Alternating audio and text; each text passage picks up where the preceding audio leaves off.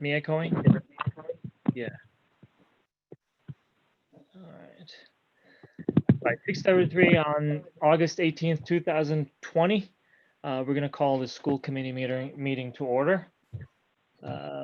First item on our agenda is our consent agenda, which consists of 2 sets of minutes from July 29th and August 5th. Did anyone get a chance to read the minutes? And if so, can we have a motion to approve? Unmute myself. The only thing that I noticed when I was looking through it was when there was giving the synopsis of what was happening at each school, under in person at the high school, I don't know whether that needs to be like as specific to say that the high school said that they couldn't have full in person. I don't know, as we were going through it, I didn't pull it back up. So are you making a motion to approve? Let's start with that. We're going to talk about the edit. So yeah. Sure, motion to approve. Cool, thank you. Is there a second? Sorry, still learning. I'll second. No? Okay. All right, thank you. So if Jacqueline is following your edits, we can add those edits and vote as amended. Okay, and quick question. Can we email them in the future if we notice little edits that might need to be put on it, or we wait until the meeting? Because I almost started to email her and then I was like, can we do that? Can we not? You can email her. Okay. But that doesn't mean that somebody else may not have an amendment during the meeting. So right. Yeah. Right. But I didn't know if like we did see it ahead of time to email. Yeah. We actually want to capture the way it was done so that we have a discussion about what we disagreed with or what we want to edit. Otherwise, Okay. The nice thing about being televised is the fact that every single one of these meetings is somewhere in much more detail than our minutes. Our minutes are supposed to capture really the outlines of our meeting. But Thank you for going through that. Appreciate the edits. I do see one other thing under visitors' comments for the 8-5 minutes. It says Kin Goldsmith instead of Kim, just because it's a record. We should make sure her name is correct. And on the 8-5 also, I didn't know if we should have, I mean, again, it doesn't really matter, but your actual motion wasn't listed as your actual motion. Like it was a motion 2 and it was an abbreviation versus your actual motion. I didn't know if it needed to be like word for word what the motion was. Okay. Would you like to add the actual motion? Thoughts? Anyone else's thoughts? I don't know if it needed to be. No, that's good. I'm just asking you since you made the motion. So we're going to vote it as amended. That's why I'm asking. Well, I didn't know. Anyone else care? I mean, I'm fine with it the way it is too. I didn't know if it needed to be. Sorry. Don't be sorry. Yeah, there's no need to be sorry. I agree. I guess because we were so particular in making sure how the motion was worded, maybe it should, for this particular. I agree. Okay. It should just be word for word so that there's no gray area around this, because it's still contentious with everything else that's going on. Yep. So we'll do it that way. We'll amend with your suggestions. So we will vote for the amended version of the minutes. Okay. Any other edits? Any other comments? Questions? Okay. All in favor to approve the minutes, the consent agenda as amended, please say aye. Aye. Aye. Any opposed? Any abstention? Okay, thank you. Approved unanimously. Moving on to the next item. So next we have our visitors comment. Before we get there, Carol, are you on? Yes, I am, Emery. All right.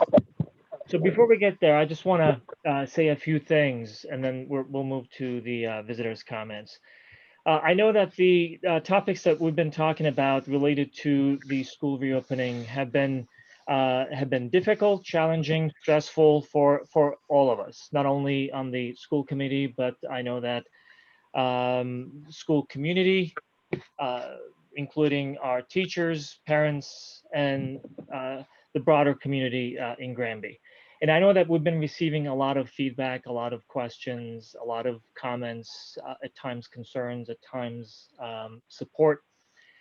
The challenge that I'm talking about is related to the fact that we are really able to discuss and decide during these meetings. And whatever is perceived or understood and goes out there and becomes part of some conversation is not really part of what we share with the public. Whatever we share with the public is televised, it's part of our minutes, everyone can watch it. Other than that, if there are questions, my plea once again with everyone watching, whether on YouTube or live or visitors at this meeting and past meetings, reach out to us, reach out to the school committee to ask your questions. With those, we do a couple of things. If there are very quick answers, we do answer. We typically share your questions with the entire committee and our superintendent so that we all know what type of questions we're receiving. But the benefit of that is that whatever response you're receiving is the response that we have at that point in time based on the meetings that we had until that point in time. So as I was having a few conversations with Carol today, we thought that we really wanted to at least touch on a few topics that are being discussed, that have been discussed, or shared in our community at large. And at least for those few topics, we wanted to start by addressing them and hopefully putting them to bed for now. So with that, I will turn it to Carol for a few bullets that she's going to share. Then we're going to move on to our visitors' comments. Thank you very much, Emery. I apologize, everyone, but I'm going to have to start doing my meetings from the office. My internet just won't allow me to be on Zoom well. First up, I want to let you know that the leadership team has been working with the parent surveys. I will share information shortly with you from those surveys, but we're still do not have all of our parents registering with us, what their intentions are for the fall. And we really need that information in order to properly plan. So, I think we're missing over 200 at this point. I think we're running, our total right now is at 615, and we need to be closer to 800. So if anybody's out there listening and you know of anybody who hasn't registered, please encourage them to go on and fill out the survey so that we can properly plan. The next thing I heard from many of you. We want our Granby teachers. We want to do the curriculum that, Granby's doing. So we have decided, the leadership team has decided that we are not going to pursue a Department of Elementary and Secondary Curriculum for platform. We are going to work with our teachers and accommodate our teachers who, have children in other districts and may need to be remote, and work it through so that every Granby student enrolled will be supported by a Granby teacher. The last thing that I want to let you know also is that we are going to make sure that we do not move sixth grade. We're going to, based on some of the numbers which you will see shortly, we have a number of grade levels that are a good amount of people want remote. And as I said, we're still missing others.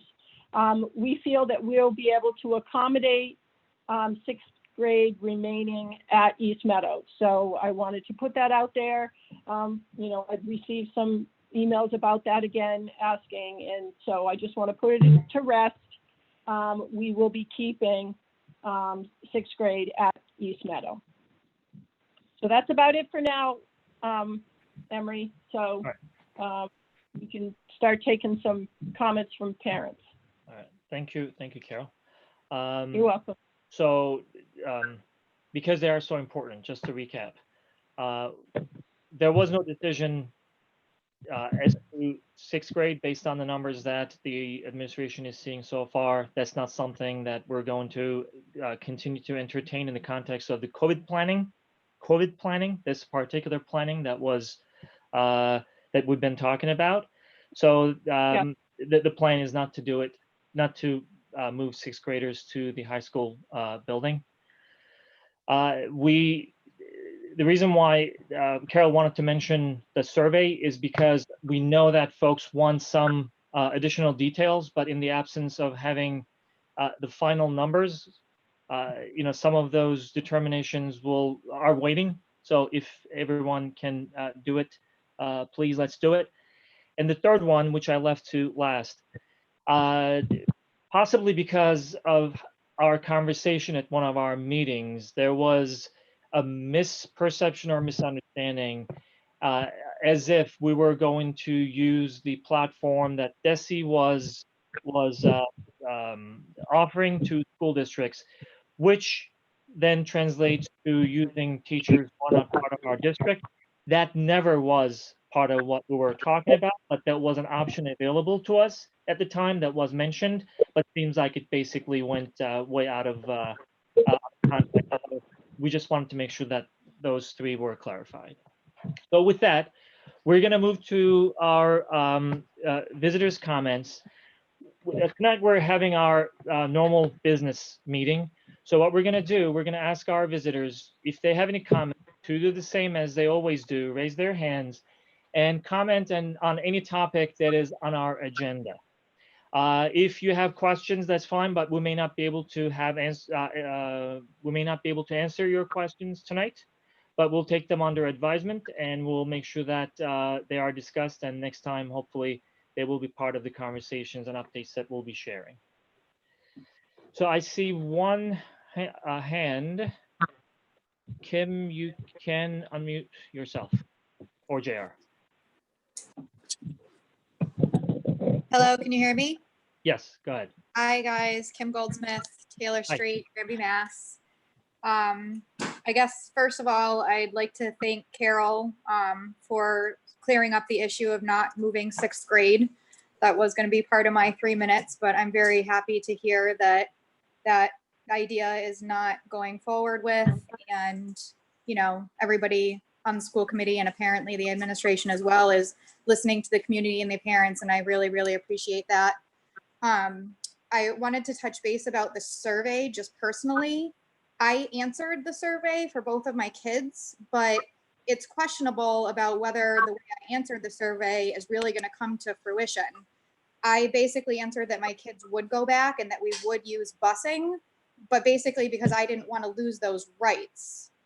You know, the chances of my kids taking the bus are probably slim to none. But if something did happen to me and I was in the hospital or I couldn't get my kids for whatever reason, I didn't want to be giving up my rights for them to ride the bus if they needed to. So I just wanted to let everybody know kind of how I personally answered the survey. I don't feel like my answer was really 100% for you guys, and it might change depending on what happens in the next few weeks. But I answered it the way I did because I didn't want to answer it and lose rights that I might have. And that was all. Thank you again. Thank you, Kim. I don't see any other hands. Just to reiterate, if you would like to speak, please use the raise hand feature on Zoom. We'll give you a few more seconds in case you would like to. Okay. All right. Well, thank you all for coming and staying with us. Basically, as I'm sure you predicted, most of our meetings, the next few meetings at the very least, will be predominantly based on our conversations related to the reopening plans. And I'm saying it that way because part of the feedback that we're getting is that folks are looking at or reading the reopening plans from other districts and they have questions because they see something there that may not be currently part of our reopening plan. I want everybody to know that the reopening plans were meant to be evolving. As some of us call them, they are living documents. And we are really, based on the input that we are getting from the reopening committees and the school committee meetings, and other conversations that are happening with the teachers, with the administration, we are updating and hopefully in the process upgrading certain parts of the reopening plan to make it clearer, to make it more inclusive, more comprehensive.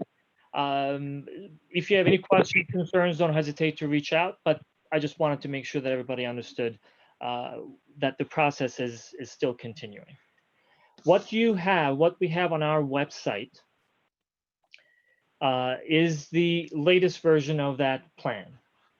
And as changes are made and certain sections that were left to be completed, as decisions are made around those by the reopening committees, they add those items. And when they add new sections, anything that needs to be discussed and approved by the school committee will come to the following school committee meeting. And that's the reason why you are seeing, those of you who looked at our agenda, you are seeing on our agenda that there are multiple items that say vote, even though there were many changes, many edits done to the reopening plan. Those are the items that the school committee needs to discuss and vote on to make sure that we all are in agreement for those specific sections. So with that intro, I will open my agenda once again. We will start with a new item that we added to our conversation. Stephanie and Audrey, who were at the reopening committee meetings, please jump in on this one. The reopening committees made a recommendation to create a safety committee that will look at the details of health-related conditions, requirements that we need to have for our reopening. So the recommendation was to create a safety committee that will include members from our school community, including our teachers, including school committee members, administration. I don't know if parents were discussed. That's why I'm going to turn it to you. And we're going to have members of our Board of Health, as I spoke with a couple of them over the last week. So Audrey and Stephanie, who else would be part of that safety committee?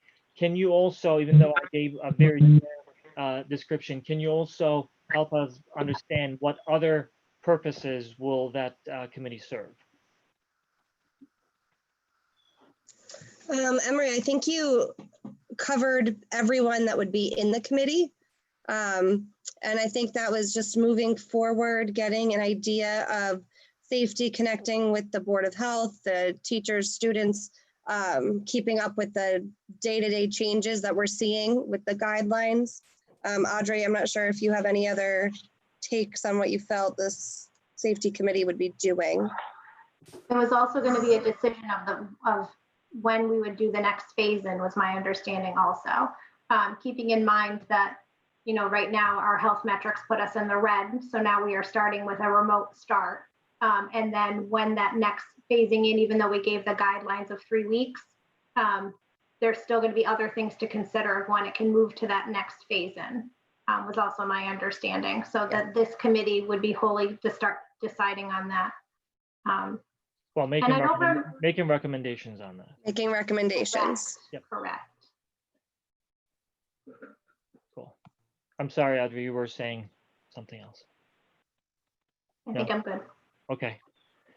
All right, so what we wanted to do, we at least wanted to make sure that we shared it with everybody, but also determine the representation from our school committee on that safety subcommittee or safety committee.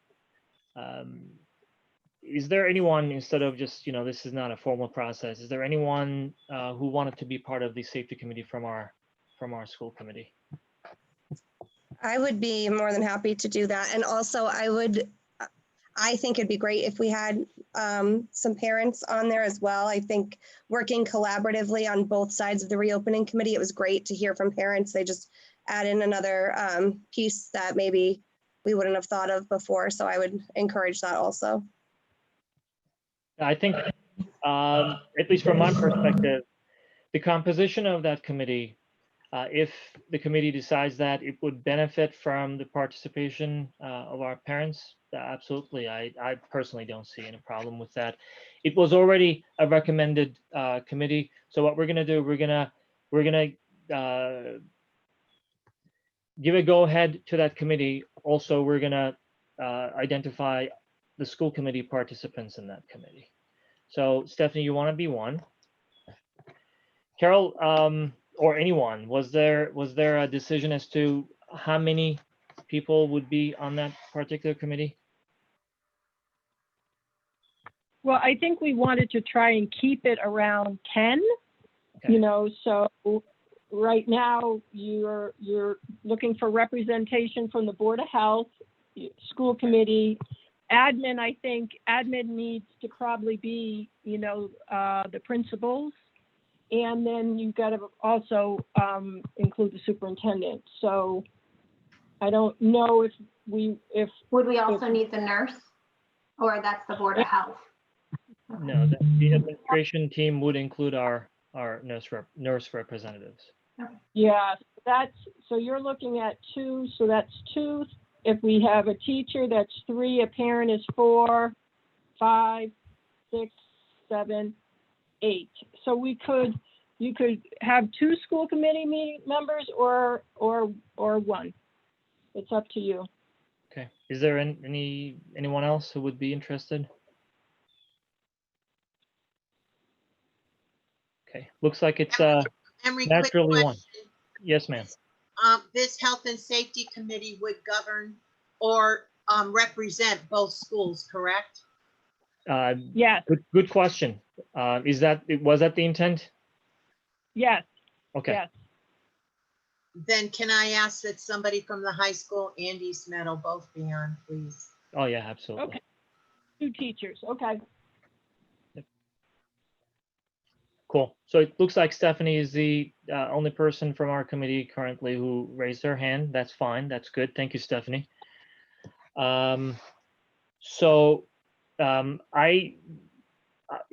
don't know if the committee asked to be created by the school committee, but just to formalize it, we can just quickly make a motion to create a safety committee with the purpose of discussing safety measures and safeguards for our Granby Public Schools reopening.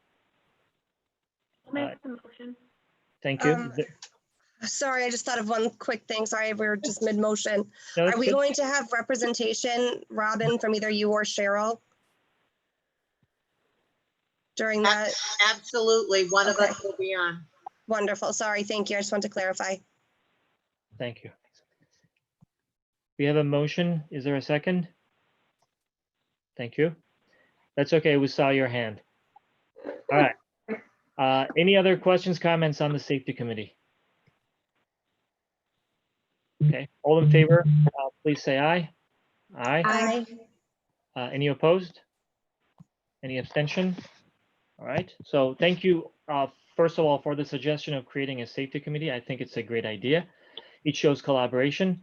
One of the comments that we are hearing is that many other school districts are moving forward and just they are rolling.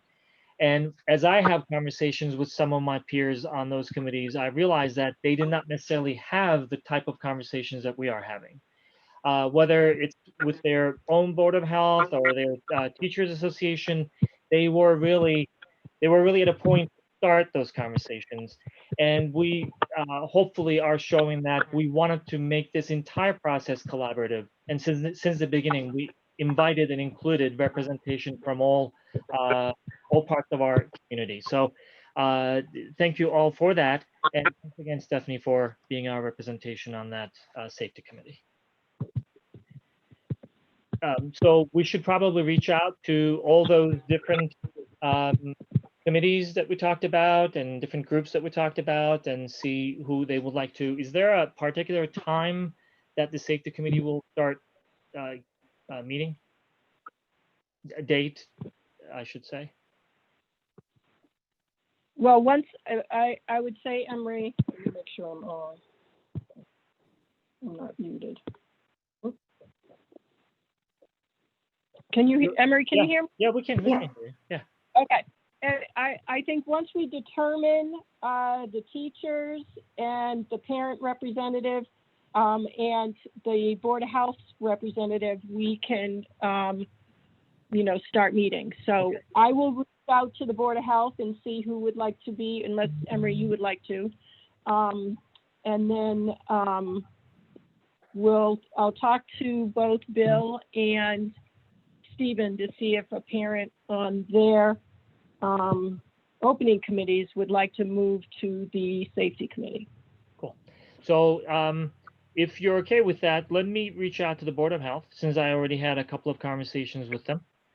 And I will invite one of their members to the safety committee, and I'll get back to you hopefully by tomorrow.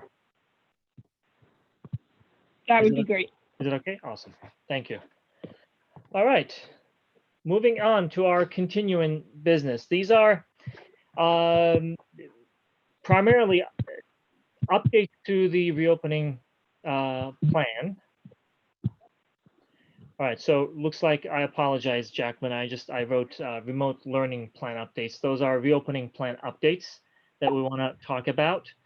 And within that, there are various things that we wanted to vote on. The reason some of these things, again, as I mentioned earlier, are slated out for specific vote because we are changing certain things the way we are doing certain things, and we wanted to make sure that we were doing it with the full school committee discussion and approval.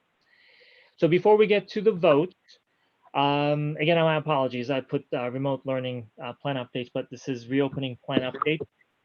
We will go through some of the changes that were made to the plans, and I will ask first Bill, his with us, to share quickly what changes were made. Some of those are the ones that we're going to be voting, but anything that you want to highlight, Bill, and then Carol, I'm going to turn it to you in Stephen's absence for you to highlight anything that is updated on the high school side. Go ahead, Bill.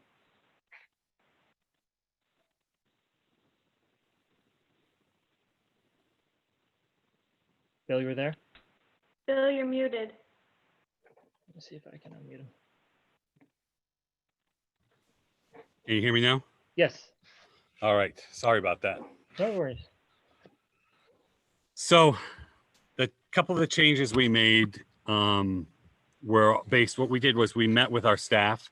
We went with both of us, Stephen and I met with the entire staff and the committees. And we went over our phases, and we went over the updates, and we went over everything that we needed to do to kind of finalize the plan and get it ready for submission and get it ready for what the next pieces would be.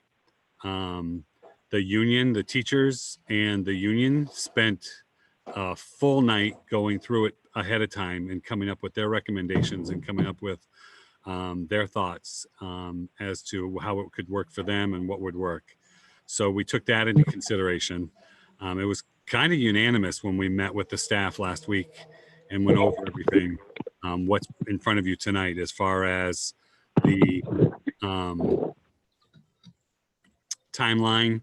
And as Audrey mentioned, I think it was Audrey, part of what's in the timeline is dates as if we were returning on September 15th, but then we also put in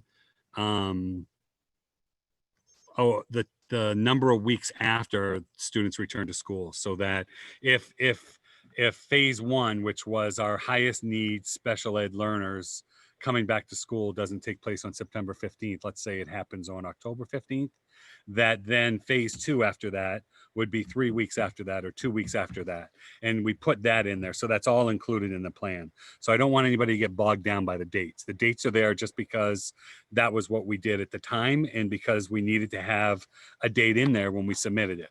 So we still don't know what's going to happen with our color coding and with the state. And, it looks like the numbers are going down a little again, which is great to see. And, so we'll have to wait and see what happens. But as soon as we can get those first set of learners in, then the phases will kick in and we'll return the next group a week or two after that and whatever's spelled out in the plan.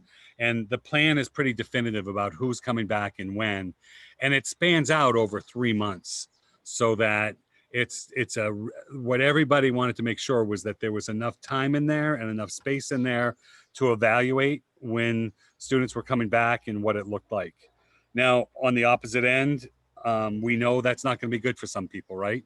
Some people want their students back right away, and they want this is going to be too slow, and that. But we just need to make sure that we're taking everything into account and we're looking at all the information, and we want to make sure that we're giving time for that spacing in there. So that's what that looks like. So it should be a workable plan if we, when we get to the point that we return, and that, there's a lot of input, and once the survey results are released, and there's a lot of positive feedback out there for parents that want their students to come back to school. And as you have said, and as our committee said, there's a lot of positive feedback out there for our staff that want to come back, but they just want to make sure we're doing it in a thoughtful and healthy way. I have a question, and I appreciate all the work that you guys have done and updating and everything. But with the way we quickly spiked to red, and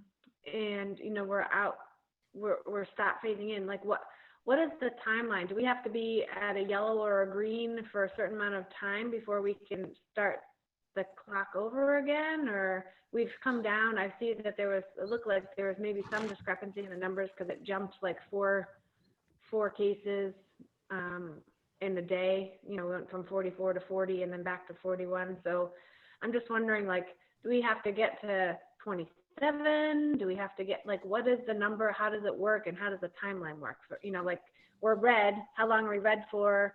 Do we have to be to yellow or do we have to be to green before we can start looking at phasing in people? Do we have to maintain a certain course for a certain amount of time? And then what happens if we go to yellow, if we're at green? So that's conversation Carol's been actually having with the commissioner. And he was the one that actually said, okay, so it looks like you're on hold right now anyway, because you're at the red zone. And I think when it comes time to moving, that's going to be a decision from the Board of Health and from the Department of Education as to what that looks like. Is that correct, Carol?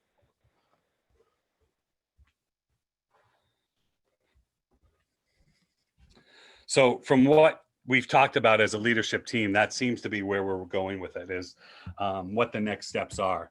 Is it yellow? Is it white? How many weeks after, right? Those are the questions you're asking, Jen, and those are the directions that we're going to be looking for from the department and from the Board of Health.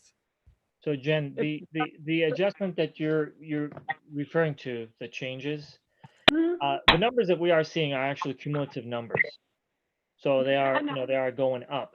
There was an adjustment that I think moved from 44 to 40 and then ticked up to 41. Yep. What they are looking at is how many new cases we are adding. And for a small town, the thing is that cumulative is cumulative. So if we were at 44 and then we bounced to 40, that was a takeaway, right? So I'm not sure what you mean by takeaway. Well, 40 is less than 44. So yes, so that's the adjustment I'm talking about. That's the adjustment that they made. Just there was a discrepancy, as you called it. Right. So I think that's the adjustment that they made. But what it is that they are looking for is how many new cases we're adding. So That number by itself is not really necessarily my understanding. This is purely my understanding, based on my understanding. It is how many new cases we are adding. And they're looking at a 14-day period as they are doing that. The conversations that we had is that for a very small town like Granby, and when you are extrapolating to 100,000, because that's the way that metric is created, very small changes in those numbers, you add a few, it will shift you. So Oh, I get it. in fact, there was a conversation that we could go directly from red to white, because white really means fewer than 5 cases over that period of time.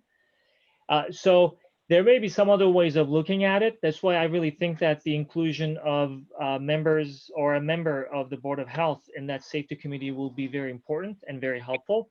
So they can really give us some clarification as to what they are looking at, and they can help us determine what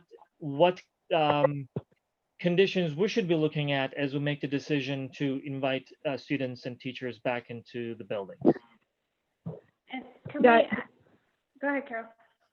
That is actually correct, Emery. I had to press something in order to get back on, but we are putting this safety committee together because we are going to look at the metric that was provided by the governor, but we also want to have some of our own local metrics, so having, as Emery said, having the Board of Health on this safety committee, to say, yes, yesterday we were red, and today, one day later, now we could be white. I don't know if we will jump that far. I don't know if you have to go from, red to yellow to green to white. I don't know. But having that local perspective, I think will be important, so that we're not just using a single metric as the state has presented. So that's why we, put together the safety committee to look at what is going to be our metric to make sure that we're doing it safely for the students and for the teachers and staff. Okay, my next comment is, the police department put out I think it was the police department, we got an all call regardless of who it was from, saying that, we were yellow, and then the very next day we went red, but we got the call when we were upticked to yellow, and they made a comment that it's from 2 households in Granby, and that we really don't think that it's that much of an outbreak. Is any of that information matter when we're talking about these things? Like,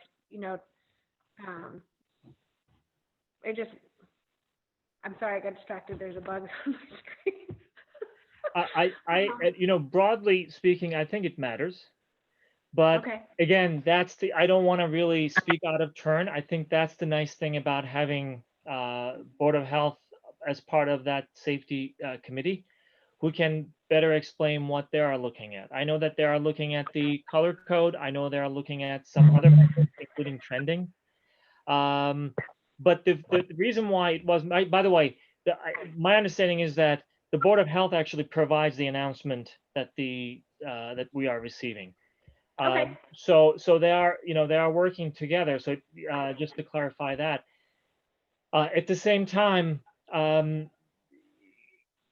I know that they are looking at certain trends, the Board of Health, and the reason why I wanted to jump in and say what I said is also what Carol said, is that we may not really have, with the numbers that we have in our community, a little over 6,000, we may not really have moves from one color to the next the way some larger communities may have it. That's what I'm trying to say. So your question is absolutely a good question, and we should decide how we're going to make that decision to bring folks into the building. But it may not be as clear cut as shifting from one color to the next, because our shifts may be a lot more dramatic, a lot quicker than many other communities because of our size. Can I also make one, I don't know, maybe it's a suggestion, I'm not sure what the appropriate word would be, is I appreciate that we're asking the Board of Health to be on the safety committee, but I feel like we should probably have a Board of Health member that's here on our committee meeting, because we're talking about so much that really is beyond our control. Like, we're trying to make these reopening plans and get students in. It seems like, you know, if perhaps someone could sit in and be a part of some of these conversations rather than have it to go through a middleman, it might be beneficial and hear sort of some of the stuff straight from the horse's mouth when we're talking about how we want to face things in and everything. I feel like maybe that was part of the missing piece of what we had more direct conversation with the Board of Health. And I know it was something that I had been asking right along, but I couldn't put it into clear words like I feel it now is, you know, a lot of this is sort of, I feel like, above our pay grade. And if we're dependent upon what the Board of Health feels like, then perhaps the Board of Health should be sitting in on some of these meetings so that we're not trying to move forward when we really can't because we're landlocked, so to speak, dependent upon what they say. Yeah, I mean, again, my nice conversations over the last week were around the theme of partnership. I know, let me put it this way. I know for a fact that our purposes are one and the same. We're really trying to make sure that we are doing what we're doing in the safest way possible. And I also agree with you that having them directly included in these conversations will be helpful, because early on when we did not have that type of direct interaction, it is, similar to going through a middle person, and it's not always easy to translate what we heard and then get back whatever we hear and turn back and share it with the other committee. So this would hopefully help with that communication and possibly expedite the decisions that will be made and the recommendations that will be made to the school committee. But at the end of the day, that's the reason why I jumped in and I said the committee, that safety committee, will be making recommendations. It's going to come to the school committee when that type of approval is needed, and the school committee will approve some of those changes to the plans. All right. Bill, did you have anything else? No, I think that's good. I think we're, that brings you up to speed.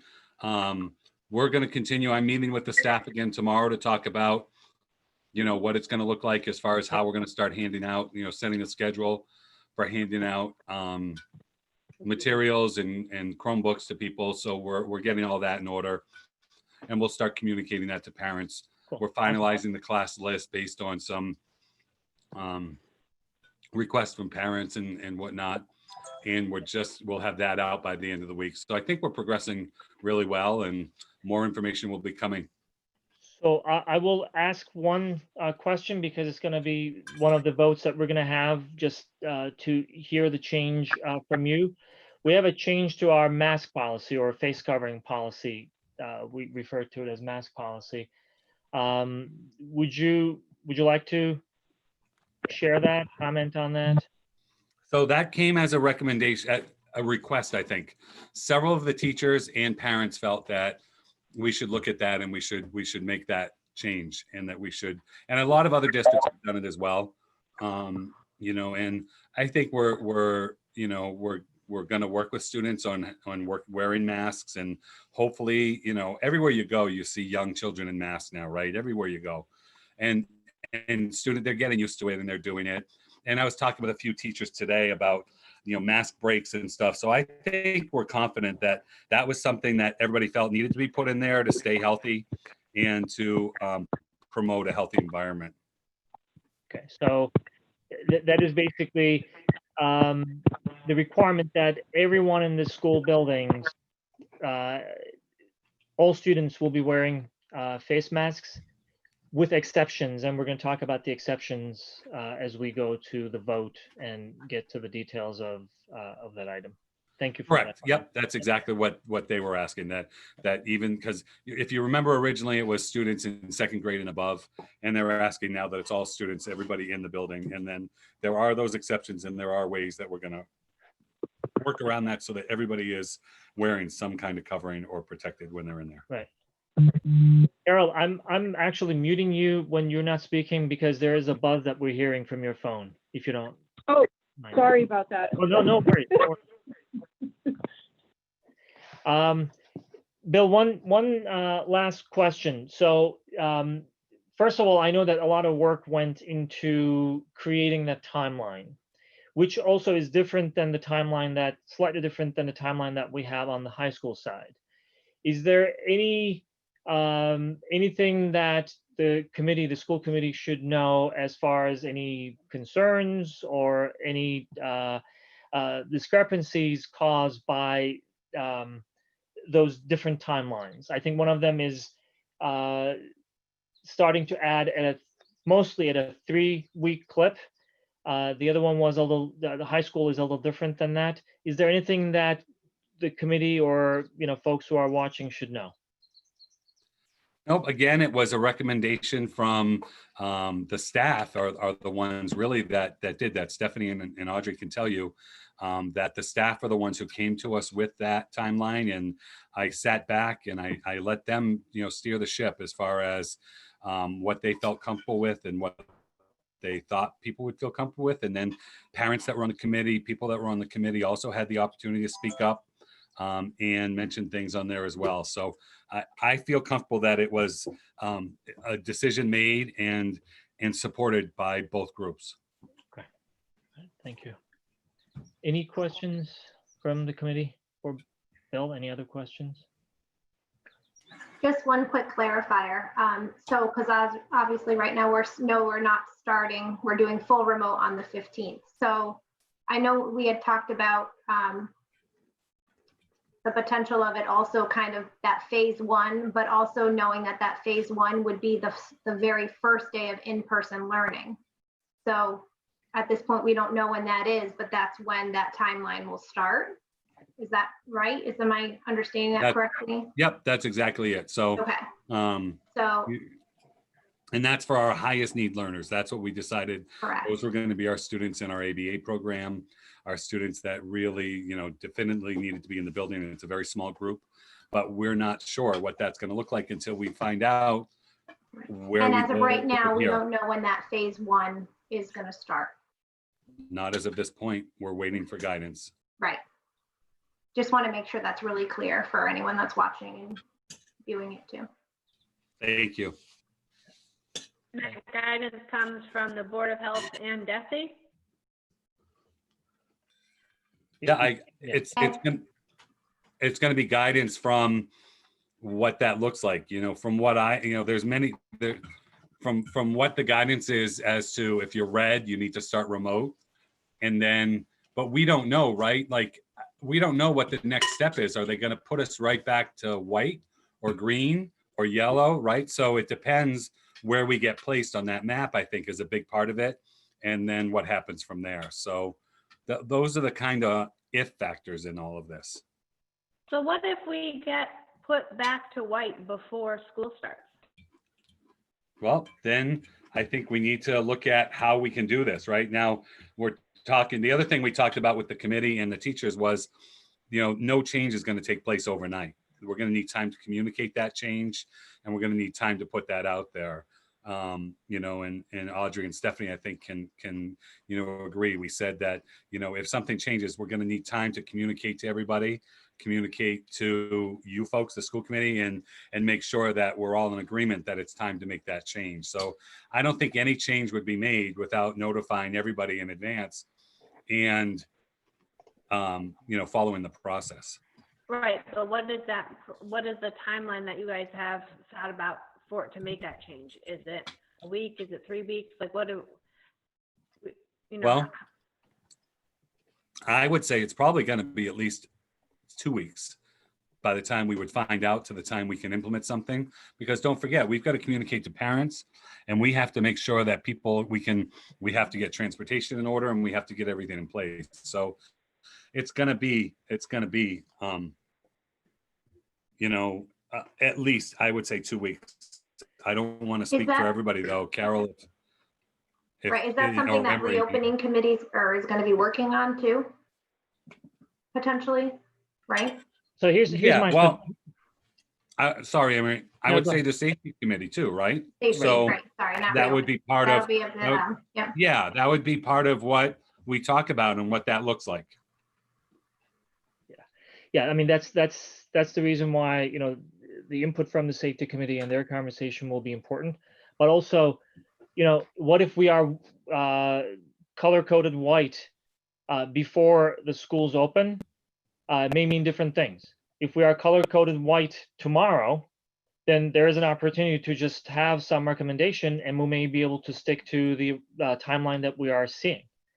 If we are will remain red for a while and then we turn to green, white, whatever it might be, very close to the original opening date, then yes, then we may need to move it out, and the school committee would have to reconvene based on the recommendation of the safety committee, decide on how we are shifting those.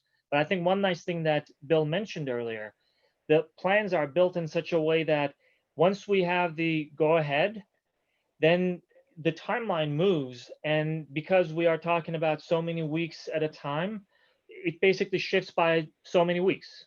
And as long as, hopefully, knock on wood, we don't have other cases that changes the color of our town, then we're able to move along that timeline, but shifting the starting point, that should be it. I think both the high school and the East Meadow plans are built that way, based on an anchor point, a starting point, and then it builds every so weeks and brings in so many people in. Is the plan that we got in our email last week, is that the most up-to-date plan with the changes, or is there another one, and where is it? The one that is most up to date is the one posted on our website. On the website, not in our Yes. folder. We didn't get it put in our folder. I did not even go back to look at what's in our folder, to be very honest. Once that plan was posted on our website, that's the plan that we should all be looking at and talking about, unless otherwise specified, and there are some changes that the school committee has to review before we meet. Other than that, that's a good question. Hopefully everybody knows that the updated plan has been posted since last week. I didn't know. On our website. I do have one other question with all of this color coding. Is there any guidance out there? Are we looking into if other districts or not districts, but other cities and towns perhaps are at red? Does that affect our teachers who may be in those districts or our school choice students if they're not in Granby? I didn't see that spelt out anywhere, and I know it's vague, but it's just a concern of mine going forward to make sure that we're all on the same page with how the color phasing works. So here's my question. That's a good question. Should that be a conversation that the safety committee will have and come back with some recommendation? I'm thinking, because I mean, that's a loaded question. That's a great question, but also loaded. I don't know that, there is one answer to it, but it's possible that with a well thought out recommendation from the safety committee, our decision may be easier. A number of our teachers live in different towns. Some of them are living outside Hampshire County. They live in Hamden County. I think we have a couple in Franklin County or more. So that's something that we should be looking into and we should talk about. But since the safety committee will have representation from all those different groups, I'm assuming their recommendation will be fuller as opposed to our conversation from a school committee perspective. But I'm open to any other suggestions. Yes, Audrey. One other thing I just thought of. So say we're moving along and we're now on phase 2 and we become red again and we pull back out. I'm assuming, but I don't want to assume, that we would start back again at phase 1 of start with those low learners again, or would we all of a sudden after red go right back to everyone back in wherever we were in the phase-in process? To the safety committee to decide. I'm just throwing that out there. That's fine. I think it should be, because immediately I have probably about 3-4 answers that I can throw at that. Right. Okay. So write that down, Stephanie. Yes, please. Robin. Emery, I am going to ask that all of these things that you keep saying, that will be up to the safety committee. We're going to look to our safety committee for guidance. That I'm going to ask that you make a list of all of these things. We are. So the safety committee will have a place to start. Yep. And work on what you're asking for, please. Yes. Great suggestion. Thank you. And that's great. And just to reiterate, the safety committee is for suggestion and guidance moving forward. They're not the ones making decisions. So ultimately it is Board of Health and DESE that we're waiting for these bigger decisions to come from, just to clarify. Well, actually, the school committee will make decisions on the final shape and form of that reopening plan, but Right. it will be with the input from the safety committee, which will include the Board of Health. If other conversations are needed with the Board of Health, we'll have those as well. But DESE guidelines really drive the reopening plans for the most part. DESE's direction, and Carol, please jump in, or anyone else. DESE's direction is that they created the guidelines based on input from different health sources, CDC and others, from the FDA on certain things, from the WHO organization on certain things. So from a health and safety perspective, they believe that the guidelines that they're provided are really guidelines that are out there available to public. One thing that they did not do, and in my mind they failed to do, is they basically said these are really health organization based recommendations, but we're going to let you decide what it is, which is causing some of the stir that we're having, because sometimes you find these ranges. Let's say earlier when we started our conversations, we were talking about 3 feet to 6 feet. They wanted the school committees to make that decision. And thankfully, our decision was fairly quick. Once we said 6 feet, then it led to the other aspects of the planning that we were able to talk about. But that is really part of the reason why this process is so time consuming, not because there is not enough guidance, but actually there is a combination of guidance that DESE put in front of us. And so long as we stick with those, DESE is good with our reopening plans. Is that fair to say, Carol? That is fair to say. Also, many of the things that have been mentioned, that Jen has mentioned, I believe the safety committee can meet. I'm also thinking that the reopening committees, may not, the safety committee may take the place of the reopening, because the reopening did their job. They focused on helping us, draft these plans. We now have the plans.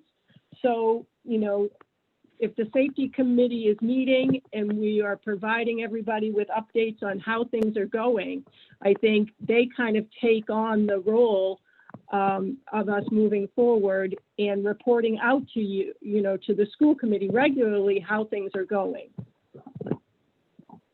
Yeah, thank you. All right, so I'm going to move to the next topic under the updates to the reopening plan.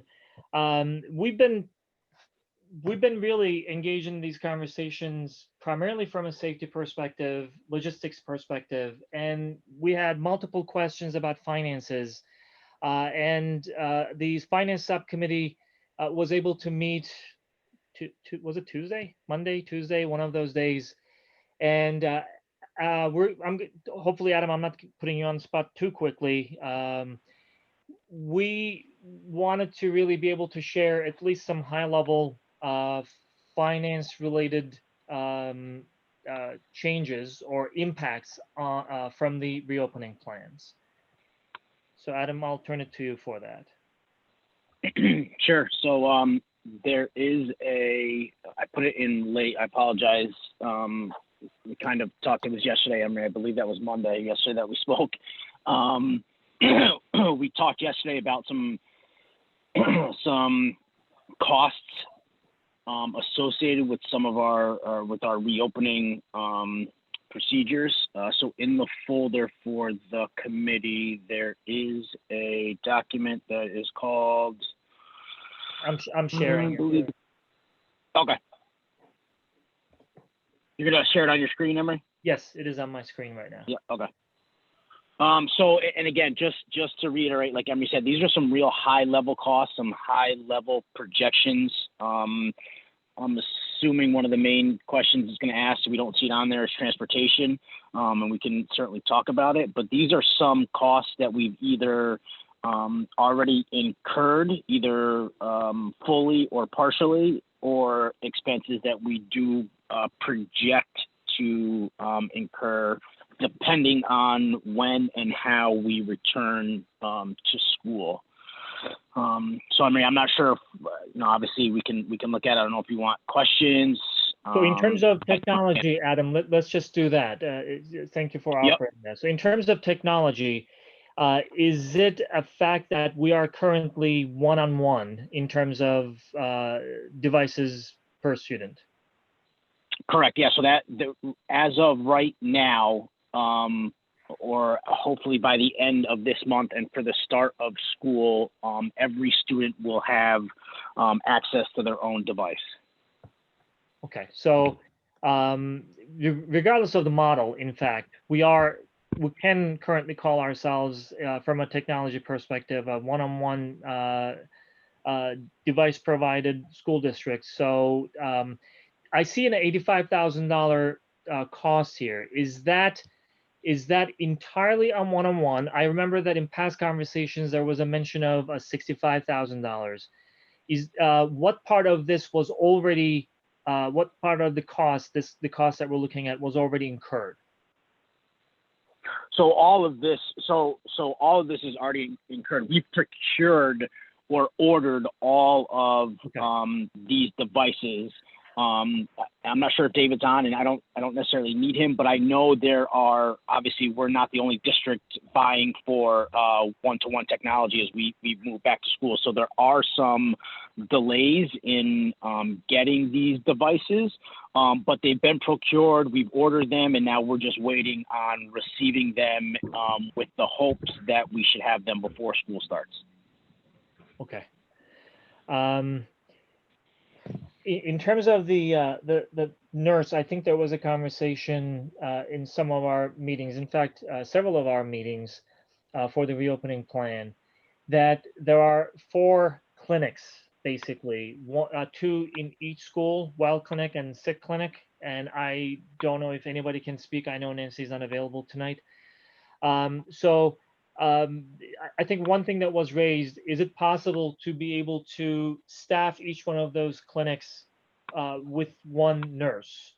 And this only represents the models where we're going to be in school.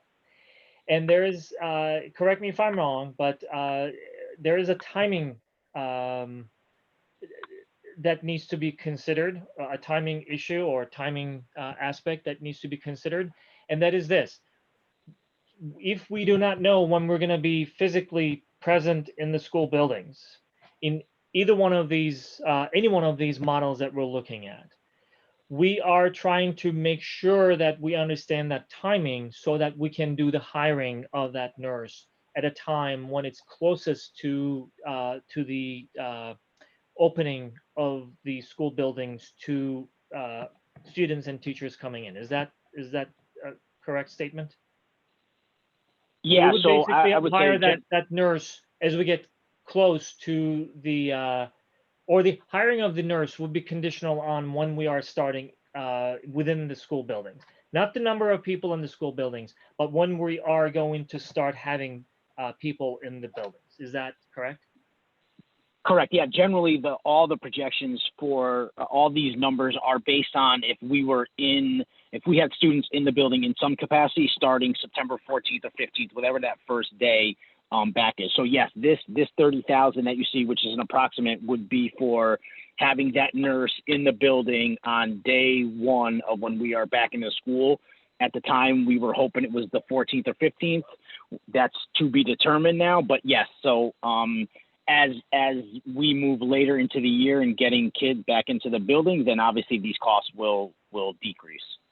Okay. All right. Thank you.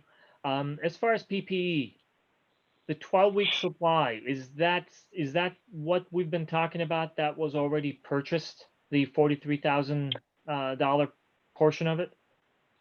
Correct. And yeah, just quickly remind, so there, we provided DESE with our demographics. They then gave us back amounts of PPEs that we should purchase for, again, when we thought we'd have kids in school at the start of the year.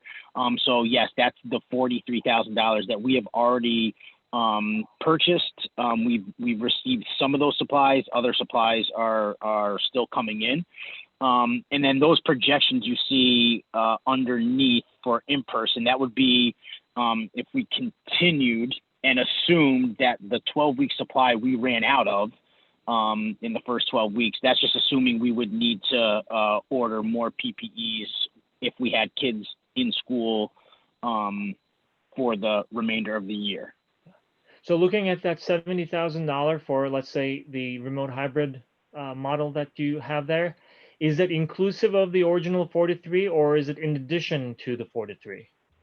So that would be in addition. So that would be, so yes, it would be, so the top one would be $143,000 for the full year if we had kids in school full time, and then on the bottom, the $70,000 would be an additional to the 43 if we had a remote or hybrid model, assuming. So I made a pretty broad assumption that we'd have half the kids in, that thus using half of our PPE supply. It's a really broad, high level assumption, but it kind of just gives us an idea of the additional funds that we'd have to appropriate to get more PPEs based on the models that we would return to. Okay. So the total cost then is $113,000 for the remote hybrid model? Yep, correct. Okay. All right. Well, I have one last question, and I'm going to turn it to the committee. Again, we had many conversations about the fact that there were grants available out there to counter the cost of these unexpected purchases. What portion of the amounts that we're looking at, since in-person is not going to be, the full school population being in the buildings will not be a reality for a while, even if we look at that second box, what portion of these costs that we are seeing would be expected to be accommodated through those grants? So before I answer that, Emery, just to clarify, so the $143,000 for the 40-week supply would be in total. So it'd be an additional another $100,000 on top of the 12-week supply. And then the 40-week supply for the remote hybrid model, it'd be $70,000 for the remaining. Again, that one, the $70,000 for the remainder of the year for the remote hybrid, was a really broad assumption that we'd be using half of the PPEs if we had half the kids in school. So again, just let me, so that I understand correctly, the in-person model on top of the page, the total for the year is $143,000 estimated. The other model, remote / hybrid, the total for the entire school year would be $113,000. No, it'd be that $70,000. It'd be just cutting the in-person in half. Okay, yep. That's good. A good clarification. Thank you for that. So back to your question. So again, the hopes were, or the hope is that all of these or a majority of these expenses will be covered either by the MEMA money that the town applied for. We were awarded the remote technology grant for about $43,000, so that will offset some of this one-to-one technology. We also applied for the CARES grant, which is about $70,000 that has the remainder of the technology in there and then some of the PPEs. And then we have an additional grant, the COVID relief funding grant, which is about $155,000. That's due August 31st, in 2 weeks. That's additional on top of on the FEMA, the remote technology, and the CARES grant. We have the COVID relief, $155,000 that we can also put more supplies or technology on. So unfortunately, we had to front this money in order to get this stuff into the schools prior to the start.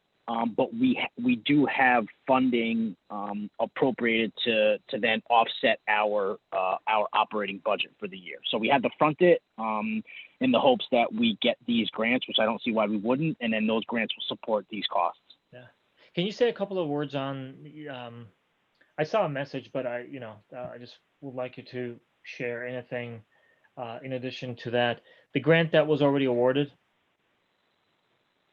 Yeah, so are you referring to the remote technology grant? Yep. Yep. So that was those were funds appropriated by the state to kind of help districts offset either purchasing actual technology hardware, like we did one-to-one devices to students, or providing families with internet access. There was two options that we could apply for. We obviously took the route of applying for some assistance with one-to-one hardware, and we were awarded a percentage of what we applied for, and it came out to be $43,000 or so. I can get that number shortly. But yeah, that's to help. That was to help districts offset some costs for reopening and getting families either internet access or access to a one-to-one device. Okay. Thank you, Adam. Questions for Adam?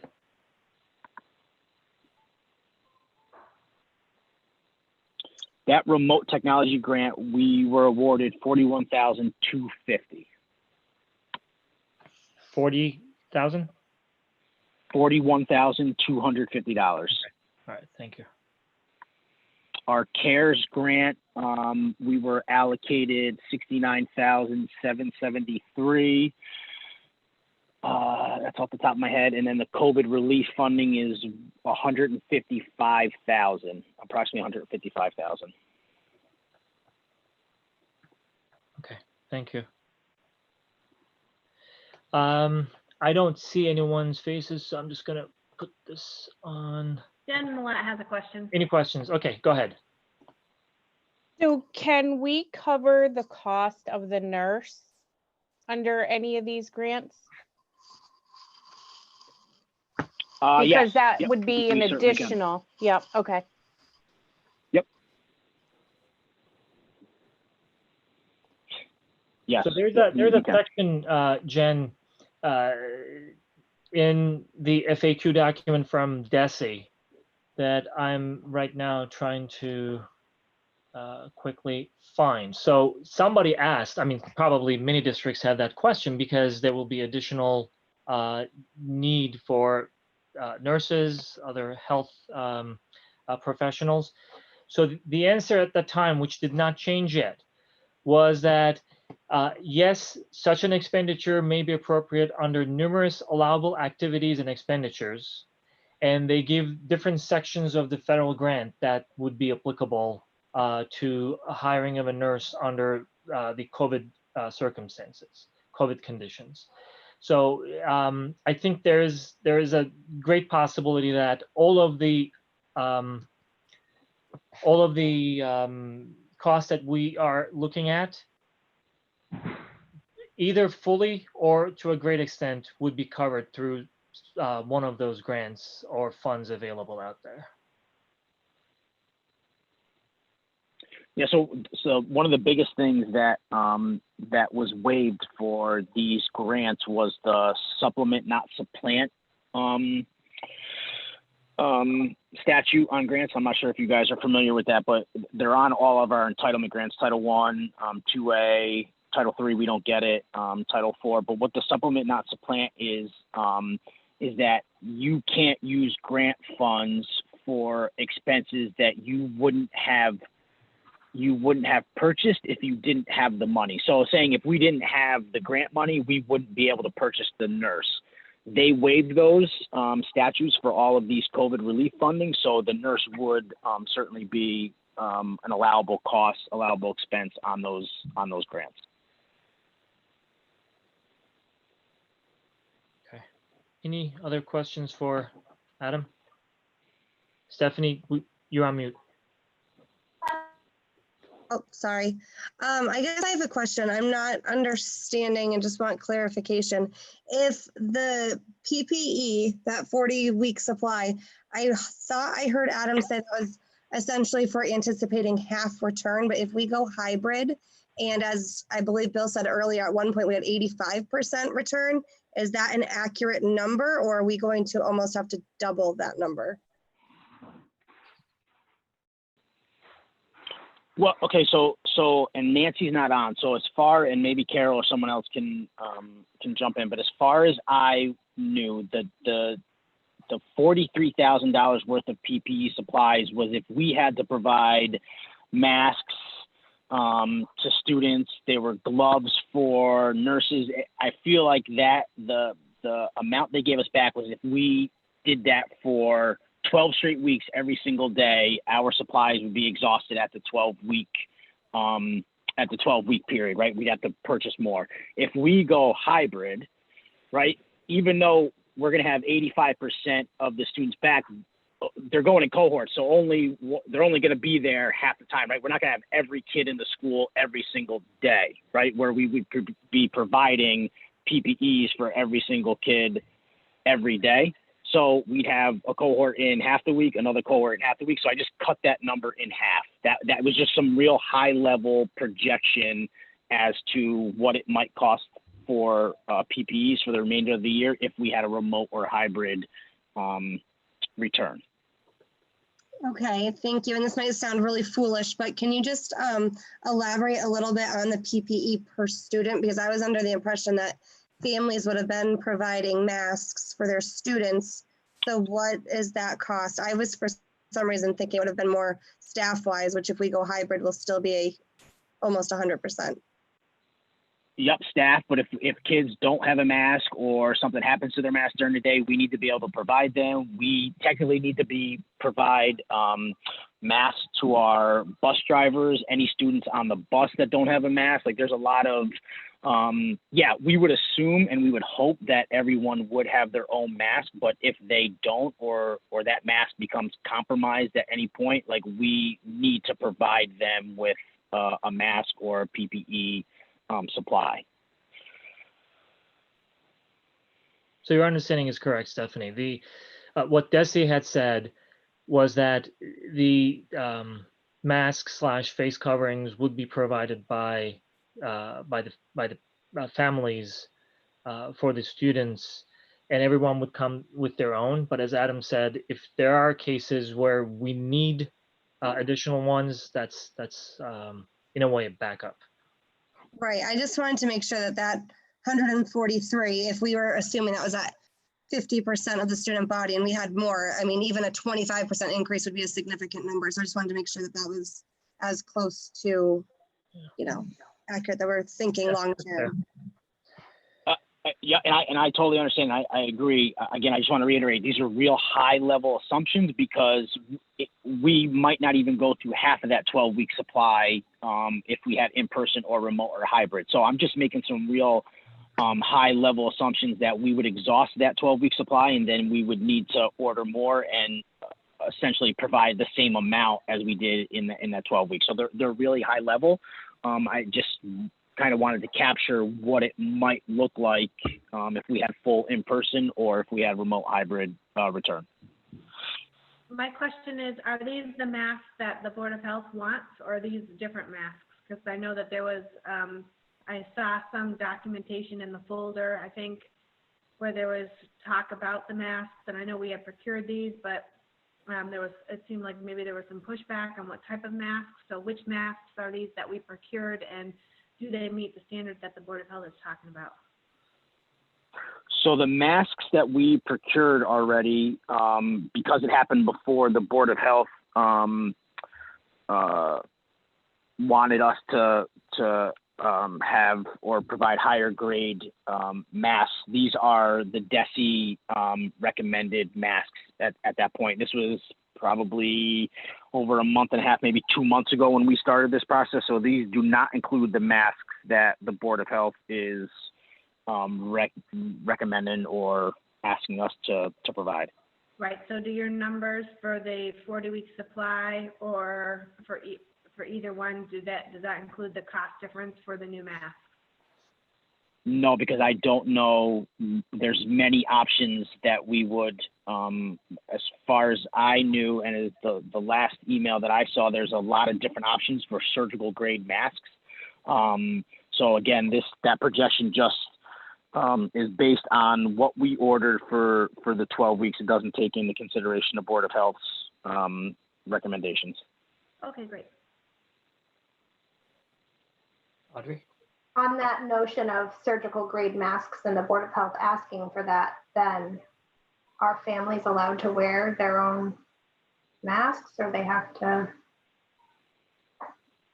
Yeah, because you're not, how are you going to know if it's a surgical grade mask or if it's, like a face covering or? What do you mean by are families allowed to?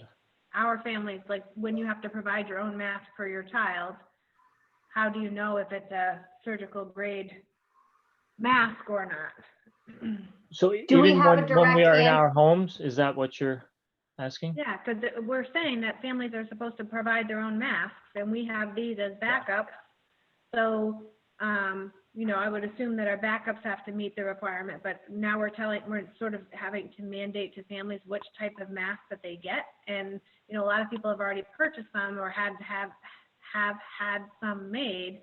And if they're just a covering, then they may not be considered a surgical mask. And, Or is that still under negotiations, still figuring out? Let's call that a conversation, because even if we were to go on the assumption that there would be surgical masks, we don't know what type of surgical mask, and therefore really, pricing it or making a decision around that would not be possible, or at least it would not be accurate. My generic answer this evening, I'm hoping that safety committee will have a lot more conversations around this and where we're going to land in terms of what we're going to be requiring. I know that there are some different considerations from the Board of Health side. Also, we know that DESE had some guidelines, and they were confident that the recommendations that they were providing to the districts as far as masks and face coverings were well-grounded. I'm assuming it's going to be, those variables will be part of the conversations that will occur, and we're going to find out what it is. And at the time, we're going to have to price it depending on what that means for us. So it leaves me with a question, actually. How does it work? I mean, so if DESE is telling us one thing and the Board of Health tells us another thing, which one are we obligated to go with? We are talking about that too. Okay. There are differing views on that. Right. Because I know for a lot of the other things, the most stringent requirement is the one that you're bound to. But so I'm going to stop now. No, that's a fair question. Can I ask two other questions regarding, sorry, I don't know what that even was. Staffing, are we going to need another custodian at East Meadow? Because I was under the impression that we recently went from 3 to 2, and with the additional cleaning that's going to have to happen, is that something we can talk about? I saw the additional nurse, but will we have additional janitorial services? So we went from 5 to 4 custodians, and our custodians are really campus-wide. They're not really assigned to each school. So we would have four custodians, which should be enough to do the cleaning and disinfecting and sanitizing that we need to do. So, but I think that's still part of the assessment, right? If we do determine that, first of all, let me just make sure that I'm understanding correctly before I jump and say something out of turn. As you mentioned, Adam, we had 5 positions currently. We have 4 of them filled, and therefore the 5 positions are still what we have in our books. Is that correct? Correct. Yeah, we still have a vacant position in our budget. Correct. So based on the assessments, chances are we may end up going back to 5. but currently we are at 4. And we are, again, just like what I mentioned in terms of nurses, we are trying to see when we're going to be back into the buildings and who's going to be back into the buildings, and make sure that we are addressing these issues, not after, but, you know, as close to the opening dates as possible, from a costing perspective. So at least what I'm thinking is that we have the potential of going back to 5 full, from a custodian perspective. Is that, Carol, Adam, is that fair to say? Yeah, certainly. And I think it's like a few other things. I just don't think at this point, you know, we discussed it. It wouldn't be fiscally responsible to fill that position right now, not knowing what the return to school would look like, and knowing that our 4 custodians, along with John and Pat, as of right now, can get, you know, those the schools clean, sanitized, and all that, with a remote hybrid return to school model. All right. Carol, did you have anything to add? I was going to say the same thing. We don't want to hire someone and find out that, you know, that we're in remote longer than we need to be. I mean, they're able to maintain the buildings. If we get on a roll and we're bringing groups in and we're, you know, up to grade, you know, 3, 4, and we're bringing more classrooms that need to be attended to, we certainly can add the 5th custodian. I think we, yeah, that's, it is likely that at that point, if we are, hopefully, you know, again, knock on wood, we are at that point, chances are we will fill the vacancy.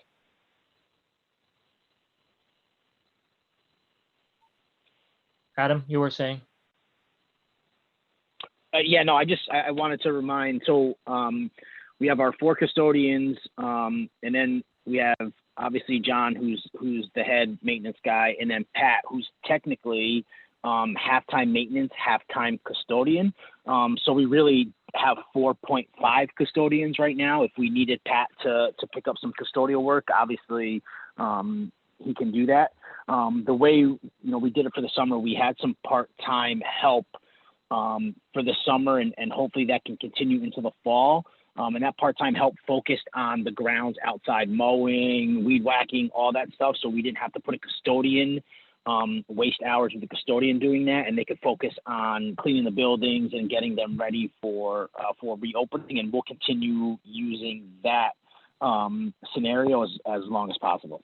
Yeah. No, I again, just I completely understand what you're saying. The way I'm looking at it, given that this is a situation where cleaning and sanitizing, hygiene will be a lot more important than what we used to know as normal times, when we have more people in the buildings, my guess is that we're going to revisit this conversation, and we will potentially consider adding to that custodial staff. I don't want to speculate as to whether and when that's going to happen, but it's an open conversation, I think, right? Just that's fair to say? Yes. Yep. Certainly. All right. Thank you. Hey, a couple of quick questions on the finance side, at least my last couple. In terms of these items that we talked about, hopefully they are mostly or fully covered through certain grants and funds available out there for COVID related expenses. That's good. In terms of some of the more volatile aspects of finance, for instance, I think you mentioned last time that we would be providing meals even if we were in remote. Does that get covered through one of these grants, or would that be an impact on our current operational budget? So again, that's one of those questions. So what right now we're waiting for is the state submitted their waiver to the federal government for all kids for at least this year to receive free meals. So what that would do right off the bat would reduce the amount of revenue that we're taking in for kids, obviously purchasing meals. at the same time, we're not sure what the reimbursement per meal from the federal government is also going to look like. So it would have an impact on our operating budget because we wouldn't have the revenue from state or federal reimbursements and families paying for meals to pay Chartwells. So there is an impact. There would be an impact on our operating general fund budget. There's a few questions out there. Again, the waiver that the state submitted for free and reduced meals, and then what the reimbursements will look like based on that decision, what the reimbursements will look like for school districts. So it will have an impact. What that impact is, I couldn't even say at this point. Okay. Is there any scenario where it will maybe be reimbursed partially or fully for the meals, or did I understand you say that chances are it may No, not we'll be? certainly be reimbursed. It's just I know there's some talk on the rate at which those meals will be reimbursed to school districts. Okay. All right. And I guess the bus situation is the same, right? Just depending on what our circumstances show in the next several months, it may affect the cost of transportation. Is that? And Correct. Yeah. There's really nothing that we know for sure at this point in time. Correct. And like Cheryl said, Carol said at the beginning about we still have, a couple hundred surveys that we'd like to get back and information like that we'd like to get back, which would help us figure out what transportation might look like once we have all those results. Okay. All right. Any other questions for Adam? Okay, go ahead. No, I just want to say I know. So our contract, the current contract that we're in, and there will be, I would say, a few changes made to that contract. So originally it's for 180 days of transportational services. We already know that the school years has been reduced to 170 days. So there's a change right off the bat. If we're full remote these first couple weeks or first month or so, that will obviously reduce the amount of buses that we use.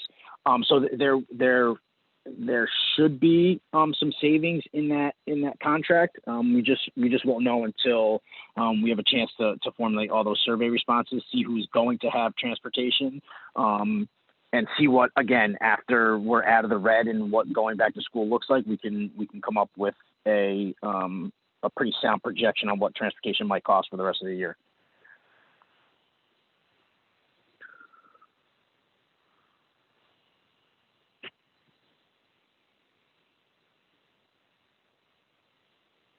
Emery, you're on mute if you can hear me, but you're on mute. Thank you. Yes, thank you. You're welcome. I was just making sure that you were watching me. Yeah. So, one quick question. I see John with us. Do we know? I know that last week on Thursday and Friday we had Colliers doing air quality tests. Do we know when we will hear from them, when we're gonna get their results? Yeah, I know John followed up with them, I believe either yesterday morning or this morning on when we would get their write-up on their assessments of the building. So I can follow up with him and then let everyone know if he's heard from Colliers, and if so, when we can expect their report. Okay. And I think it's going to be important, especially the safety committee starts working on their things.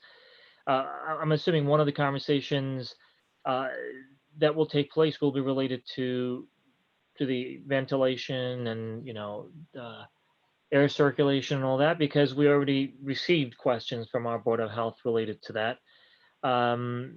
It is an interesting topic. Again, just I have this pure luck of having some connections with other Board of School committees, and I'm hearing that similar conversations are taking place, especially in districts where, there are multiple buildings and some of them are older than the others, and, which ones may may easily qualify for certain requirements, and some others may need some changes. So it would be good to have that report sooner than later, so there can be some actions taken around that.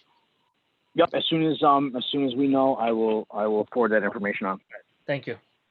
Do you mind? I don't want to overstep, but John is on as a panelist. Can we just ask him if he has any updates from Colliers? I think If he'd like to. Yeah.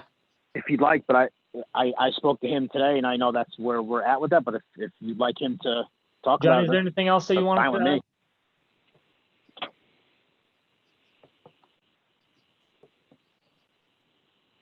Did you ask me a question, Emery? Yeah, is there anything else that you wanted to add?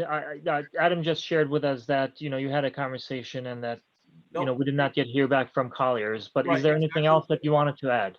Exactly what Adam just said. I called him 3 times today. Didn't receive anything back. Okay, First thing in the morning, I will start calling again. I'll have to start calling different people. all right. Text them. Nobody likes receiving texts. No, I'm kidding. Well, that would be nice. But no, I will give the information right to Adam as soon as I get it. If I can get something in the email tomorrow, I will forward it right to Adam. Okay, sounds good. Does it answer your question, Stephanie? Okay. Yeah, sorry, I just felt bad seeing his name right there and we're talking almost about him when he was there. So I just wanted to give him a, Oh, it's okay. I get forget about all the time. Yeah. Well, he was in disguise. He didn't even write his full last name so that we wouldn't call on him, but that's okay. Thank you both. Thank you, Adam. Thank you, John. Let's move to the Wait, next. on the financial side, so we did receive grant money definitely already. I mean, are there other things that potentially could come up that we'll still have funding to the side for, or? So as of right now, the only grant funds that we have applied for and received are the remote learning technology grant, which is that $41,250 that I talked about. We've applied for the CARES Act money, which was part of the first stimulus package passed back in the spring. That's for $69,773. So we've applied for that. We're going to wait to hear. I'd be surprised if they denied any district that money, but we're waiting to hear. And then the COVID relief funding, which is $155,000, that application is not due until August 31st, so a couple weeks. And I want to say either tomorrow or Thursday morning, Carol and I are meeting to just finalize what we're going to put on that grant.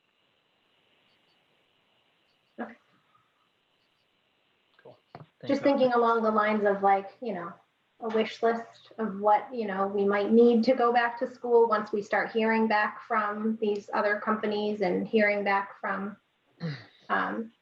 the Board of Health of what we might need, and that too, keeping in mind. My other question I didn't jump in and ask too was, I know we have a couple of sub nurses. So now if we end up hiring another RN and we have 4 RNs, well, what happens when they're absent? Yeah, that would be, I'm assuming Carol or Nancy, obviously she's not available, would be able to answer that. I do know that we do contract with a company that can provide us sub nurses when our nurses call out or if we need additional help. I'm assuming we're not going to be the only ones using their services, and there's probably going to be a fight for sub nurses when we need them. But I'm not sure if Carol can speak more to that. I don't know how that would work. So yes, we do have sub nurses. We have some that are private nurses that we contract with, and we also have a contract with an agency this year as well. So to that point, I don't know, like I just keep thinking of like, is there ways that, school districts aren't crossing, or are we going to know where they're coming from, or it's just something that's kind of in the back of my mind from that standpoint. Okay. Well, I know it is Nancy that's one of the reasons why she signed up for an agency. I mean, they have to follow strict protocols to be able to go to different, schools. She was very careful when she chose the agency, so. Thank you. Thank you. You're welcome. I just have one last question. I promise financial. That's good. Governmental agency in the land is. What is happening on my computer? I'm sorry. Something on land. Anyways, did we need to do any additional professional development that maybe we wouldn't have had scheduled prior now that we're looking at going remote or hybrid? Like, were there any additions expenditure wise that we needed to do to make sure that everyone was ready going forward? No, so actually, Carol and I talked about that today. No, Carol, I don't know if you want to elaborate that. I'll give the quick answer. No, there isn't. But Carol can probably give you some more details on why there wouldn't be any additional costs. So we are doing most of our work is focused on Google Classroom. So there is many tutorials available online. We also have staff within our buildings that are versed in using Google Classroom that will be providing some of the training as well. We are also doing a, what's the word I'm looking for? It's escaping me, but so we have lined up a lot of staff within the district that are providing the PD. Responsive classroom, that's the other thing. Our equity training is going to be provided. We have Jamie Lewinsky, who is at the high school, and we have Jetty McCullough, who is at East Meadow, who are going to be working together to provide this equity training. And it's going to be not a one and done. It will be revisited during the school year. We will have follow-up sessions. Okay, thank you. You're welcome. Thank you. Okay, so we have a few items to vote on, and they may look complicated, but hopefully they're going to be much easier in terms of conversation and voting. So the first one of those is related to mask or face covering policy, as it is called in some cases. I shared with our committee a separate standalone policy that was created by MASC and I believe shared with school districts. Carol actually was the one who sent that to me. I did not receive anything directly from them, but as I was reading the news today, I saw that Westfield adopted a separate mask policy. We have a good chunk of that policy already covered in our reopening plan under the masks section. But the one thing that I like in that policy, and I might have mentioned it in my email as I sent to everybody, is that it is talking about what to do when there are violations of mask policy, including visitors. And it was written in such a way that it wasn't threatening, it wasn't aggressive. It was just saying, student, if doesn't listen, has to go to the principal's office. If it continues, then the family, the parents, guardians will be contacted, and the student, until the student understands what that means, may need to stay outside. I think that's what it says. Visitors will be asked to leave the building. And in fact, we do not anticipate that there will be any visitors in the building, as far as I understand. Is that correct, Carol? We are certainly limiting visitors in the building.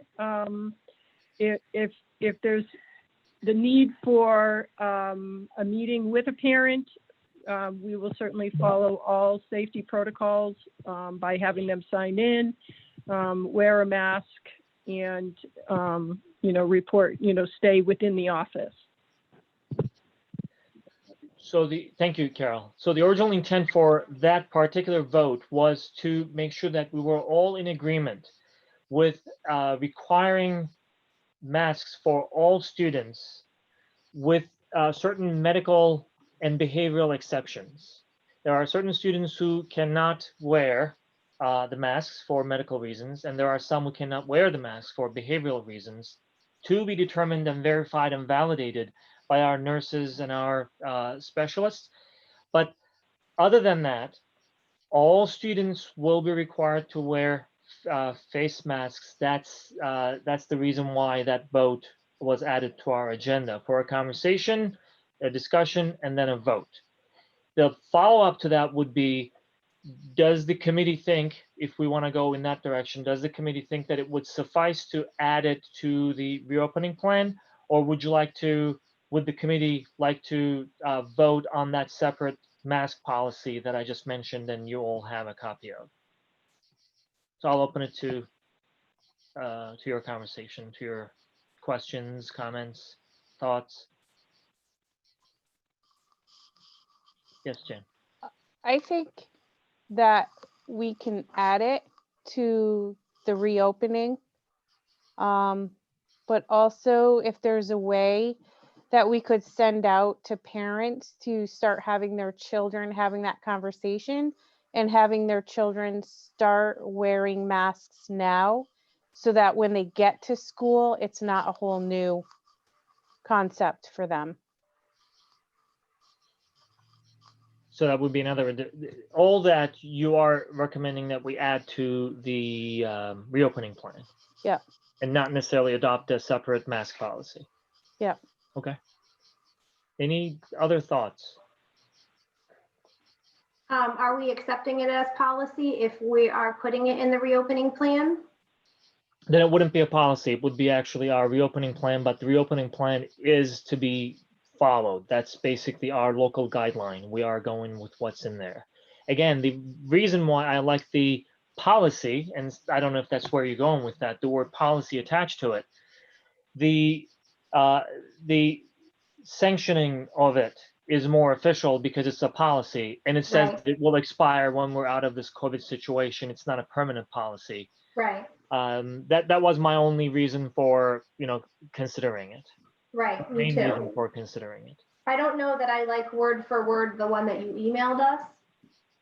Yeah, that was the That's the one- MASC drafted version, and I think we can amend it, we can edit it any which way we. I think there's pieces of it I like, but I also don't remember reading it saying requiring masks for all. I'd have to really read it again. But I do Yeah. like the idea of a policy that is saying that it is during, this time. Okay. Jen, did you have a question, comment? Jen Millett?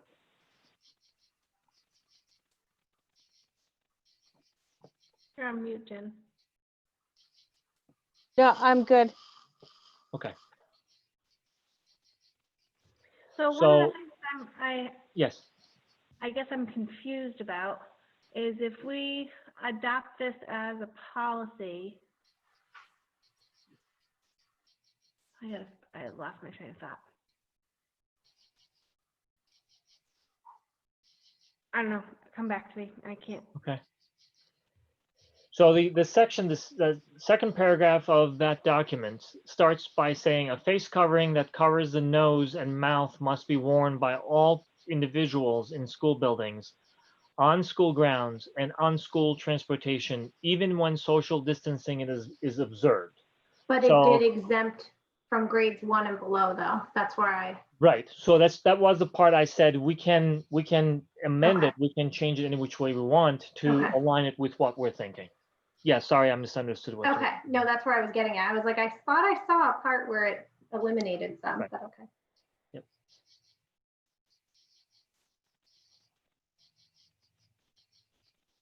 There's also like an error in it too, that we need to fix. So that's why I Yeah, don't let's want to just adopt it, fix all so that. we can amend it. It does. It says in incapacitated instead of is incapacitated.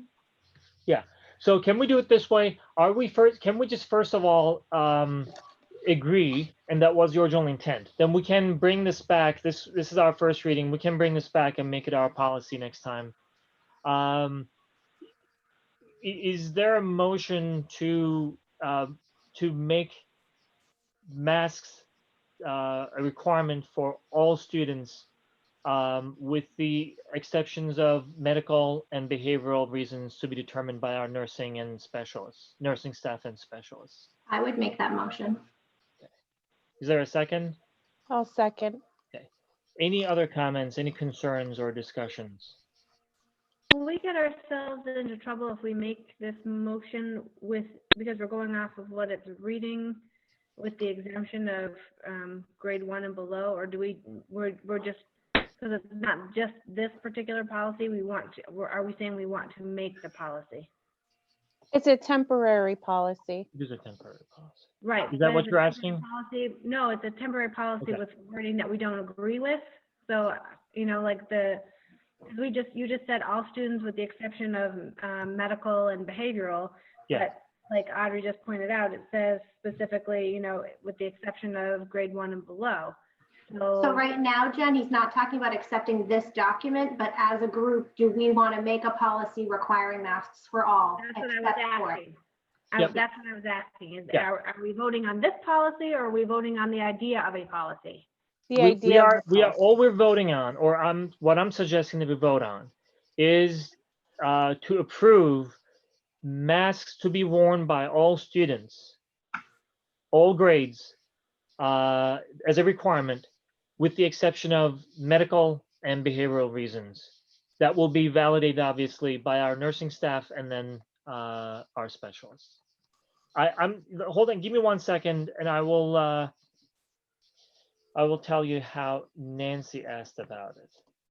So she said, will the school committee confirm that all students will wear masks, including pre-grade and 1, pre-grade 2-1, other than students with medical and behavioral conditions? That was the way she sent it to me.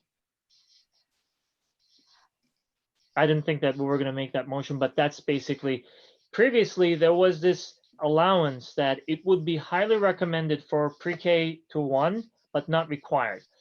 Based on all the conversations that we had the last so many weeks in the reopening committee meetings, and separately with our teachers and some parents reaching out, the recommendation was, can we just make it a requirement for all grades, starting with pre-K to 12 and through 12, and providing the exemptions for medical and behavioral conditions. Okay, so we have a motion. We had a second, I believe. Any other questions on this? Any concerns, thoughts? Okay, all in favor to approve, please say aye. Aye. Aye. Any opposed? Any abstention? Okay, so approved unanimously. I appreciate your comments on the policy. This would be our first reading of the policy anyway. We can bring it back to our next meeting with the updates that we talked about. And then at the time, if the committee decides that that should be adopted as a temporary policy, we can do that as well. All right, cool. Thank you. Next vote. Emery, Yes. you put in phase in metrics. I don't Yes. think you meant metrics. I think you meant schedule. No, actually, what I wanted to ask the committee was incorporating especially the latest color-coded metric that the state created, making it part of the timeline as we are making decisions to come in. That would be one of the metrics, because at that time we did not really have any metrics aligned with it. We had a timeline. Got it. Okay. So that vote and discussion is related to incorporating metrics to the timeline. And I think many of you already asked the question, how do we know, when do we know, how does it affect how we are doing it? As one of, at least one metric that we should consider as we are making a decision when the timeline begins, when it may just stop, when it may go back if it does, or resume where we left off. We had discussed that we would like to have some metrics, some factual guidance. So that particular vote is asking whether or not the school committee would like to adopt the color-coded state metric as one of the metrics, or currently the metric for consideration as part of the phase-in process.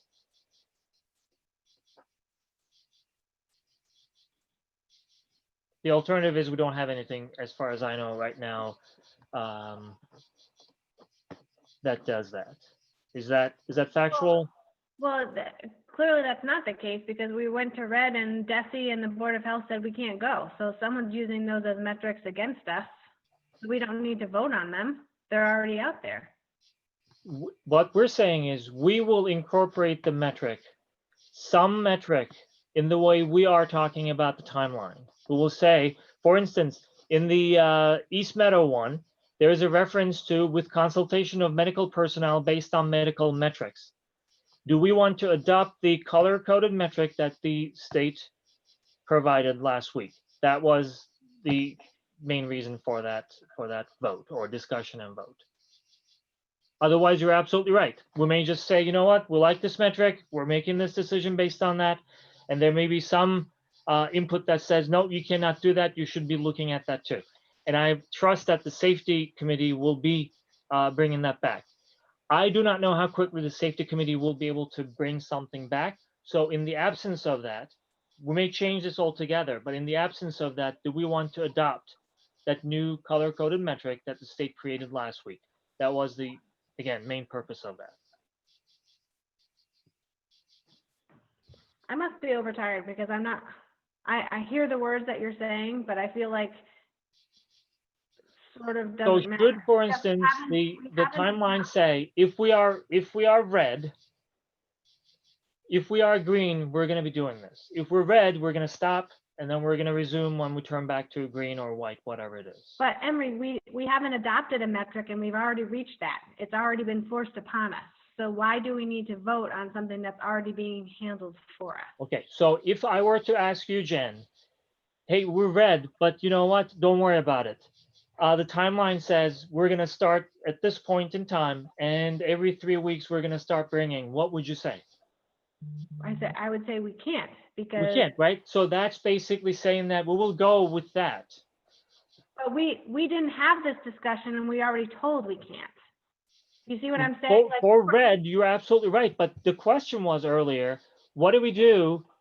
I What know do we I'm the one do? that asked the question, but I don't see, I mean, I don't even know why I guess I care, but I don't know why we need to have a vote on something when it's already been happening without our consent. We were told, Maybe this would be beneficial, Jen, because we could better define the yellow and the green. but we don't know what that, we don't have what any of that is. Okay. And can we define it? I'm with you, Jen. I'm just confused because the governor is the one defining these colors. The governor is saying that we will, if it's yellow, you can be in a hybrid. If we say no, just when we're yellow, we're going to wait until we're white. I'm basically giving the committee that opportunity to discuss. If we decide not to have any one of those color-coded additions, that's fine too. I'm assuming the safety committee will actually come back with some suggestions for metrics anyway. I have Yes. a question. Yep. So like when we were discussing this earlier, one of the comments was because of the size of our district and the amount of cases that are said, we could go from red and then 2 weeks later just jump right into white without ever having. And then I also recall that we would have to have an emergency meeting, like not as scheduled, to determine the timeline. So I guess this would these phase-in metrics would have a potential impact on how we reopen, because our community is not the same as other communities, the larger communities.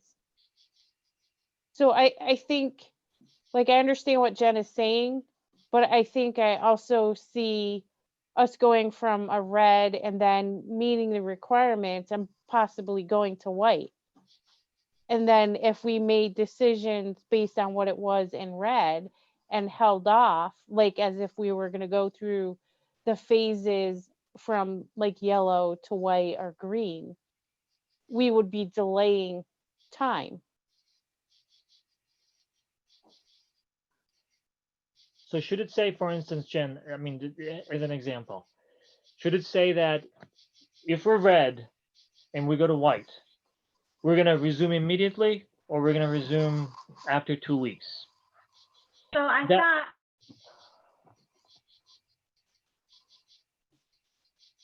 Did you freeze? Or Yeah. did I freeze?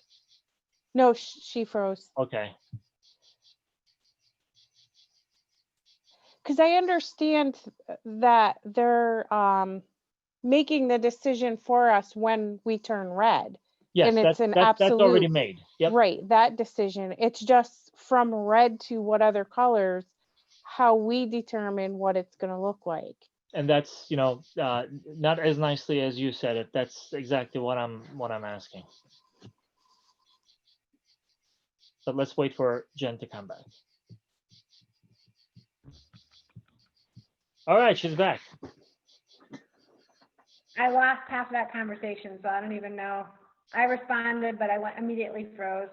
That's just my cue to shut up. So this was not really for us to, this was not for us to change the wording in either one of the timelines. This was really to say, do we really want to include this color-coded metric to define how we would resume, how we would start, what would it look like if we go from red to white? Should we start immediately? Should we wait a week or two? What that it just allows one metric to align with that timeline. That's all there is to it. And if we say, you know what, no need for it because safety committee is going to come up with something, let's not worry about it then. I don't know. I thought we had said earlier in the meeting that we were going, when I asked all of these questions at the beginning, I was told that that's why we're having a safety committee, is that they're going to be looking at all of this. Okay. So therein lies my confusion. If when I asked the question an hour and a half ago, and I was asking all these things, we could have had the conversation then and talked about phasing in metrics and built our meeting off of that. But now here we are later talking about the same thing, and now we want to make a decision that we already said the safety committee was going to make a decision on. So So I will.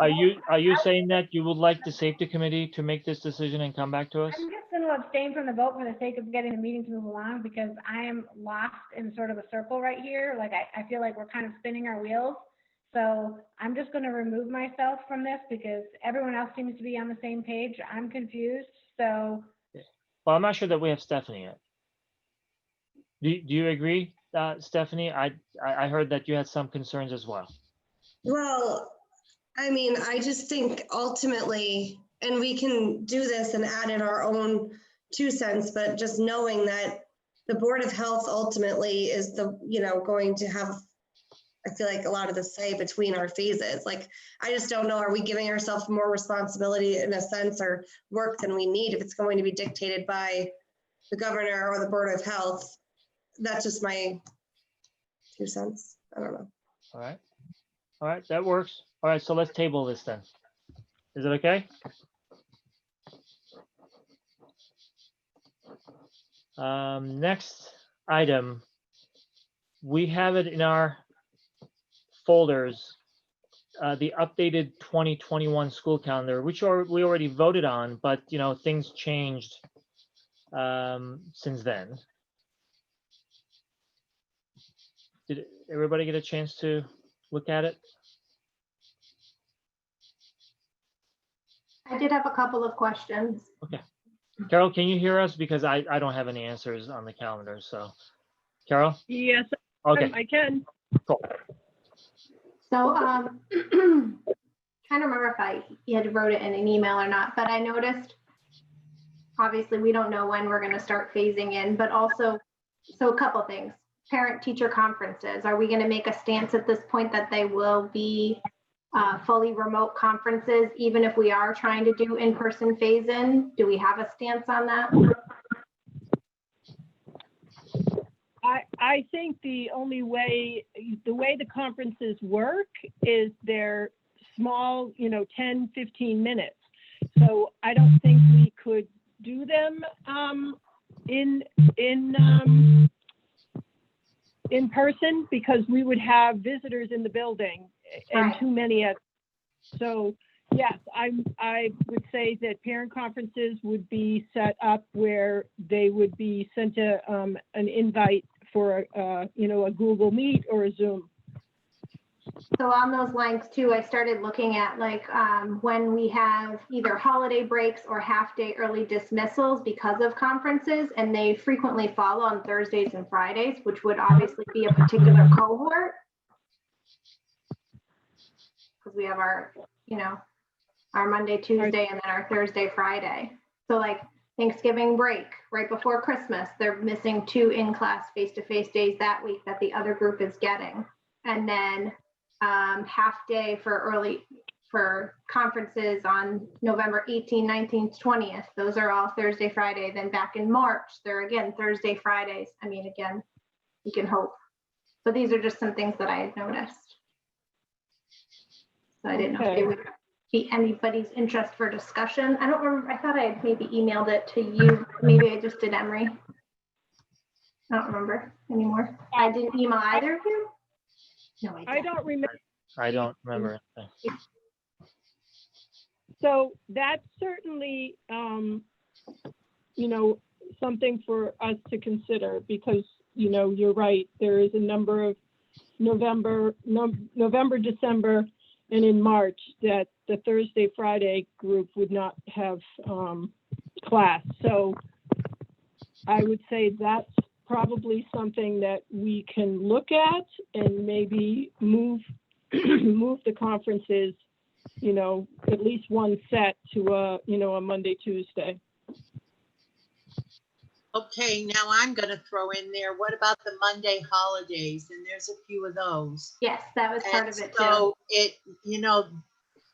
So with like conferences being a half day, so if they were phased in at that time and then we're busing kids on a half day of, I don't know. So I didn't know, is that something conferences we'd want to do on Wednesdays? We certainly can, revisit the calendar. The conferences aren't scheduled to happen until November. So, right. We have time, to and that to might look at be, that. We might not even be phasing in, or we might just be phasing in. So it just popped Correct. kind of in my head.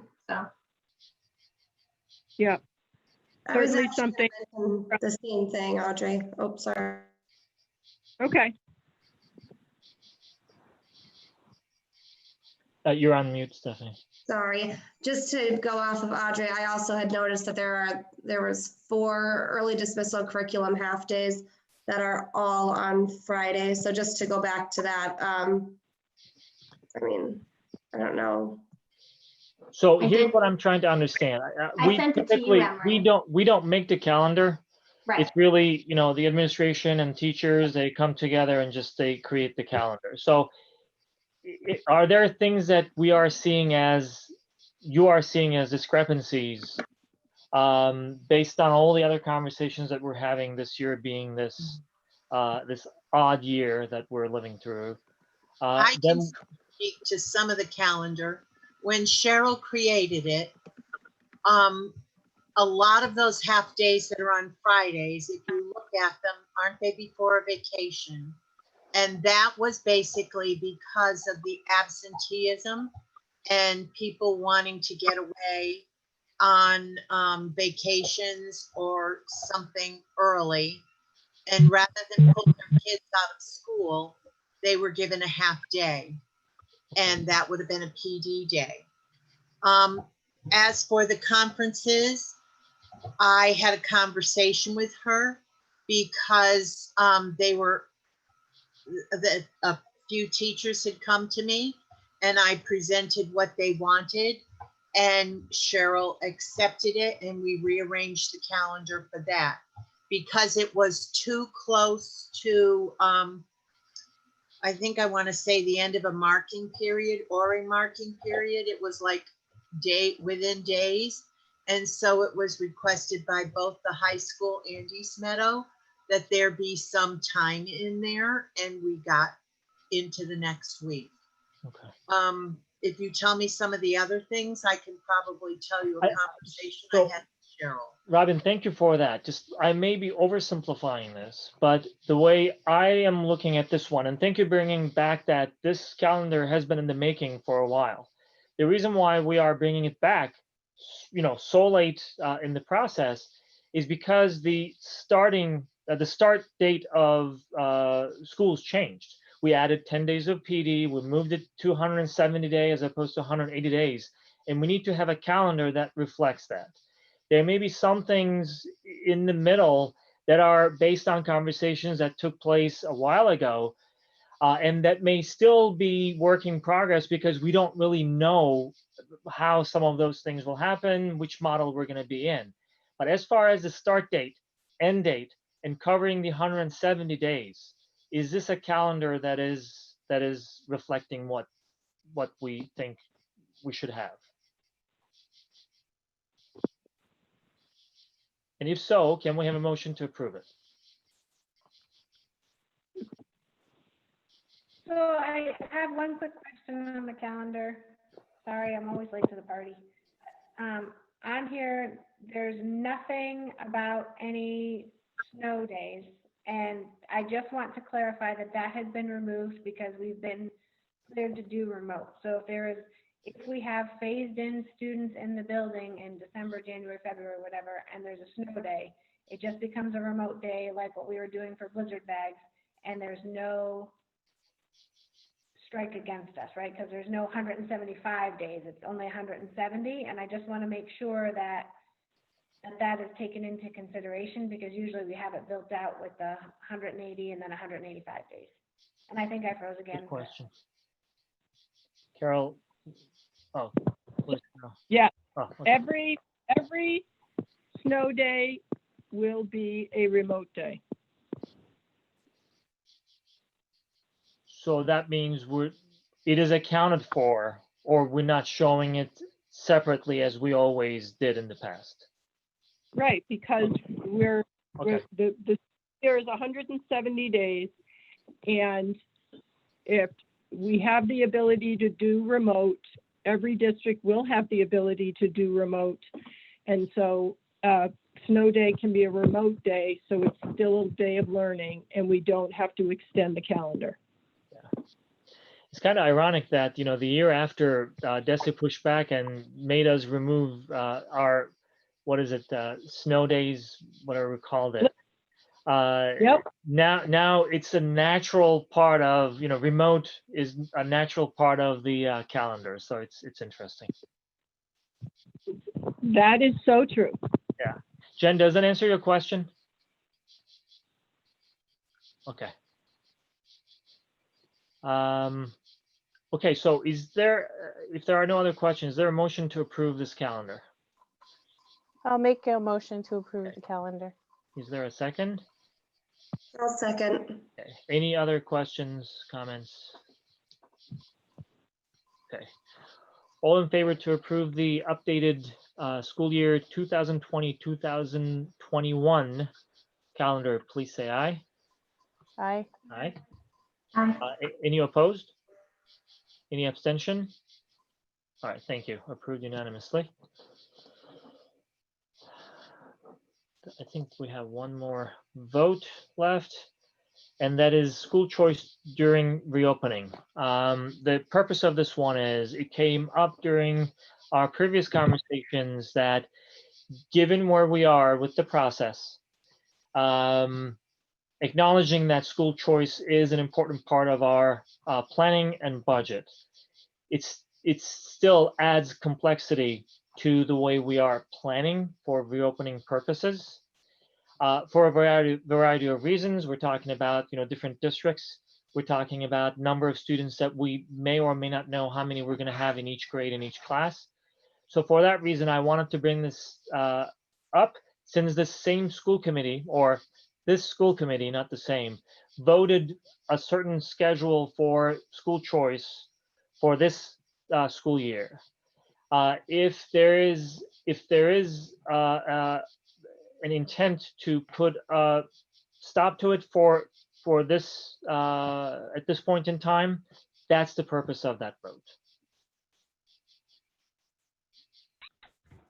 Remember, we can't reverse anything. That's not the point. That we're not saying we're not having school choice whatsoever. What we're saying, for the remainder of the school year, or until the school committee votes otherwise, from today forward, we are basically putting a moratorium of temporary- sorts. A Pardon me? temporary hold. A temporary hold on school choice. So the kids that are school choice can't come to school? No, it those does not 10. go retroactive. Not adding This is any from new. today forward. We're not going to accept new school choice students until the school committee reverses that decision. So define new. We have kids that have gone through the process to start in this school year. Are they considered? No, not those students. It would be any students coming in after we've already accepted. So any student that hasn't come forward to go to school for the school choice from here forward, anyone that has already applied and been accepted, we take. It's just those that come in after. We're gonna just put a hold on it. I remember at a past meeting, we said we were going to ask for updated numbers at the schools. Do we have that, or? Carol actually had some updated numbers, I think, but There was nothing in the folder.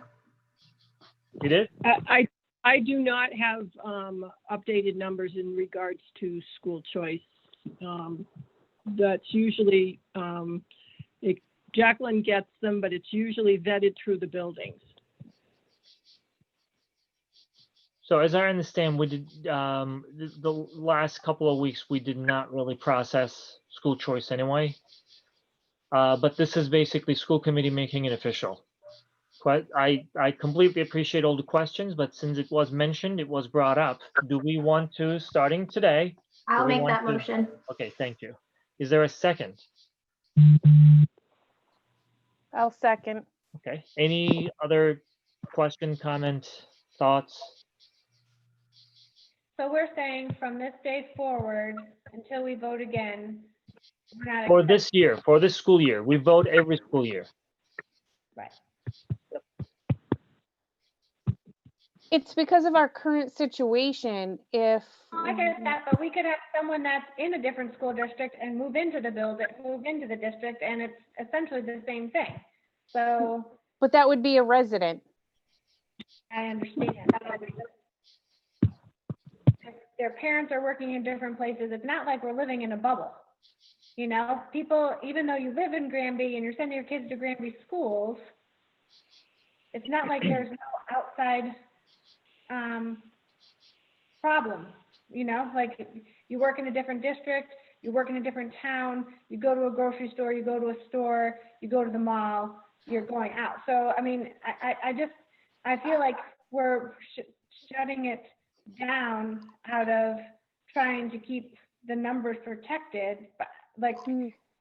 No, I thought it was because of if we're only allowing so many students at a time in the building, had nothing to do with where they came from. I thought Right, it why does had. matter? I mean, we could, because we can't shut down residents, so we still have the problem. It's not like we're going to be inundated with a bunch of school choice points at this point. We're in as bad a situation as anyone. So if people are looking for places to put their kids, you know, like, I just feel like it's sending a message that I'm not sure that I want to be sending because of the time right now. I mean, because if you're someone that's moving into town, you know, we're not. What are you going to say? No, because you can't come in because we don't really have room for you. No, we cannot. But that we cannot. This we can. We can't hear you. Jen? Is it only me or? I can't hear. Okay. She'll come back. I turned my video off. Can you hear me? Yep. Yeah, we can now. Yes. So the thing is that we don't accept every single school choice person. So we have closed off certain grades already because we had no room in the grades. So I don't necessarily understand why we need to make an official vote, because every time someone comes in, there's information that is looked at, whether there's room in the grade on all of this. I feel like if we make a vote that's saying we're not going to accept any more school choice students, we're sending a negative message because it's tainted because of the time. We look at every application that comes in anyway. So just to clarify, the look at the application does not allow us to reject based on the application. If we have enough room and there is the school choice students coming in, there are some exceptions to that. But again, Carol, I don't know if Bill's on, correct me. School choice students come in based on the numbers that we approve every year.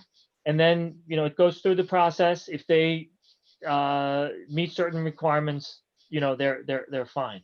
What we are saying, and the purpose of this particular vote is, we already reduced the number of students in our classrooms to about 12, 13, whatever that was, right? Because of the social distancing.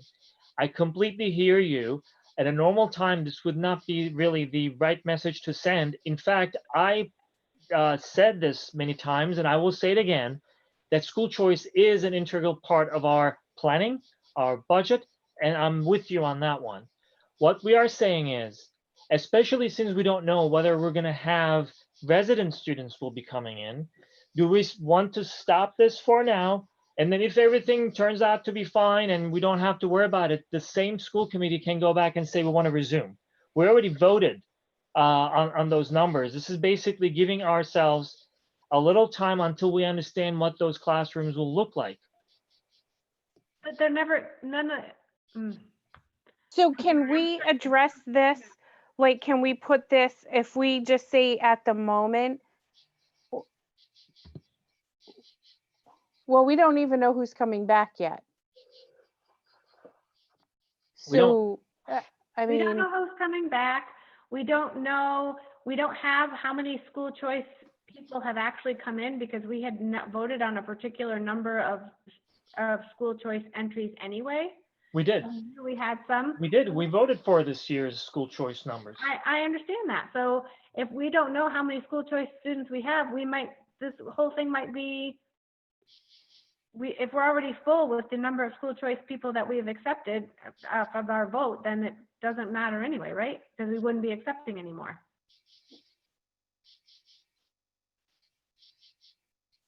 Okay, maybe I'm getting confused. So is there a desire to table this and look at the numbers and then make a decision based on the numbers next time we meet? I just think it's also important to remember that even if some resident children aren't coming back right away, we still have to have room for them. And right now we're just battling a space issue across the building that typically we wouldn't be having. It is purely on numbers. It's not, rejection of school choice. It's not really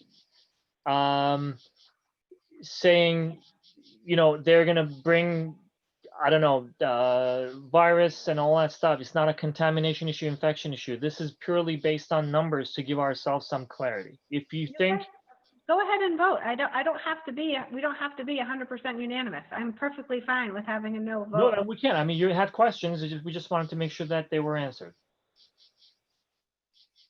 Unless there is, after this conversation, if the school committee says, you know what, let's just table it, bring it back next time, look at the numbers, school choice numbers, and make a decision based on that. so how about we come back to this after we know what the numbers are? I think it would be easier because right now we're not sure. What would we be looking for the numbers to be though? Because we don't know how many in and how many not, right? Well, we don't have the results of the survey yet either, so we don't know how many kids are coming back that are already school choice. We also have to keep in mind, we're still trying to make sure, and I know Carol said it in the beginning of the meeting, but that we even have enough room for our current 5th and 6th, not that they are getting school choice in, but I'm just keep going back to its numbers, not where the kiddos are coming from, just making sure that we have room for everyone in our district that we have school choice or resident. That's more of what I'm concerned about right now, because even the 5th grade numbers made me nervous looking at hybrid. If our kids all decide to come back, I think we're already really tight. And what the classrooms can actually hold, because our biggest classroom could only hold, was it 14, 13? Mhm. But we're talking about, we're going to be in a hybrid situation regardless. So, Right, but if we just keep adding to those numbers, then we can't potentially phase it, like, but we're not just adding to those numbers. We put limits on what we voted for school choice. but that right now might have changed based on looking at the hybrid option, right? And even at some of the classes, being able to hold 12, some were 12, 13, 14, we were already Second grade is huge. looking at a 4th, 2nd grade, which we haven't even discussed that yet, but. But, I mean, to be clear, those grades, we did not add No. any school choice. Correct. There was no So school choice in those we days. actually added numbers based on what was available as far as space at that point in time. This is Right. pre-COVID, pre all that. So that's, we Not did not. carte blanche. It's not like we have an unlimited number of spaces that we voted for. We voted for a certain number of bodies in each of the grade levels that we accepted them into. And I believe it was only in 7 through 12 anyway. I don't think we took any school choice except for maybe it was kindergarten, but everything else was shut down in East Meadow. So Yep. 7 through So I 12. was just reiterating the fact that even our the kids that we have now, regardless of resident or school choice, I just was looking at numbers and want to make sure we have the room for even the kids that we already have, regardless of taking in any additional, because some of those numbers to me that I have written down as is don't add up if we go hybrid and everyone comes in. That's all I was saying. And we also have a number of new residents that we don't have accounted for yet. So Okay. I'm with you. I will do whatever. It just seems like some of these things that we're talking about, it's, I don't know. See, Jen, where I'm getting confused, and let me just speak my mind for 2 seconds. We had these conversations at several meetings, and I wanted to bring them for a conversation. Now I'm hearing that they may not be issues, whether, just related to timeline and this and that. That's where I'm getting confused. Otherwise, I really appreciate that you're pushing back on some of these things. That helps us have the conversation. I'm just trying to make sure that. It makes me feel like I'm the only one sitting here that doesn't know what's going on. And No, I don't no, like we all, that. I mean, yeah. I'm sitting here and I feel like we're spinning our wheels going around and around, and it's frustrating. People's time is precious, and we keep having these incredibly long meetings, and I feel at the end that we haven't gotten anywhere. And I'm to the point where it's like, why are we doing Okay, this? hold on then. Carol, you were going to say something. I was just going to say that I'd be happy to get those numbers and bring them back to the committee to review. Okay. I feel like in order for those numbers, then we also need survey results too, really, at that point. I have survey results. I mean, that was going to be my standing report. I have a PowerPoint with the results to share, which I believe is next when you guys decide on this school choice piece. All right. So tabling this one too? At least we had the conversation, although Jen didn't like I have us. a question. So in the meantime, while we're tabling, we're not gonna accept anybody? Or it could, I mean, I don't know that anyone's even applied. I don't know. Well, that's probably another thing, and I wish Bill was here, but, so, obviously we do know how many seats are available in each classroom. So, we'll just we're not going to accept anything more than that. Because the school choice decision is a school committee decision that we vote on, I brought it back for this committee to have the opportunity to talk and vote to do something with it. Otherwise, we don't have to. And I mean, honestly, I don't need another 3 hours added to my 12-hour day either, Jen. I'm just trying to make sure that we're having the conversation that we wanted to And have. again, I am perfectly fine with being a voice of dissension. I'm comfortable living with that. If you guys want to have a vote, that's perfectly fine. I'm okay with the fact that it doesn't make sense to me. I'm okay with the fact that I feel like we're repeating ourselves and we're just getting down into minutia of stuff that we've already decided on. And I'm okay with being, you know, the one that looks like the wild child and going off on the handle. I'm totally fine with that. So I think it probably makes sense to go ahead and have a vote. And I'm okay with my no vote. I'm totally fine with not being everyone 100% happy, joy all the time. Like, I get it. But And just for the record, we're not expected to. I mean, we don't agree on a lot of things. So that's not about the disagreement. Table it just to appease me. That's totally fine. No, I'm not, again, my role is to ask and understand what everybody wants. Based on that, we can just go ahead and vote. And believe me, if it's a 4-1 vote, it's still a vote. I agree with you, and we'll do that. What I'm trying to understand is based on this conversation, did anything change, or are we still voting for it? If we're voting for it, we will vote for it. Is I there would any? be for voting for it, because even when you guys did vote for it previously, there were things that I would have maybe liked to have discussed further. All right. So So who had made the motion? For this one? me, You. Does a second stand? I don't know who that was. Jacqueline, do you remember who seconded? I think it was me. Okay. Does your second stand? Yeah. Okay. All right. Any other question, comment?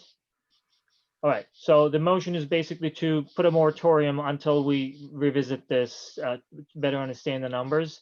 All in favor to approve, say aye. Aye. Aye. All opposed? Aye. Abstention. Well, okay. We're all set. So it's 4-1, Jacqueline. And thank you, Jen. We don't really expect everybody to agree. In fact, it makes it better for us to have these conversations with some disagreements so that we don't just all vote on something. And when that happens, it does take a little longer for us to understand what we are thinking, what we are saying. So that's basically what it is. There's nothing absolutely wrong with these conversations. Does it take longer? Yes. So I believe, Carol, do you have a superintendent's report?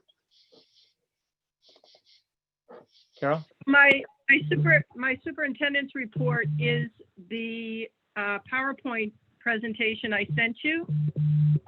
If you could share your screen, Sure. I will go through it.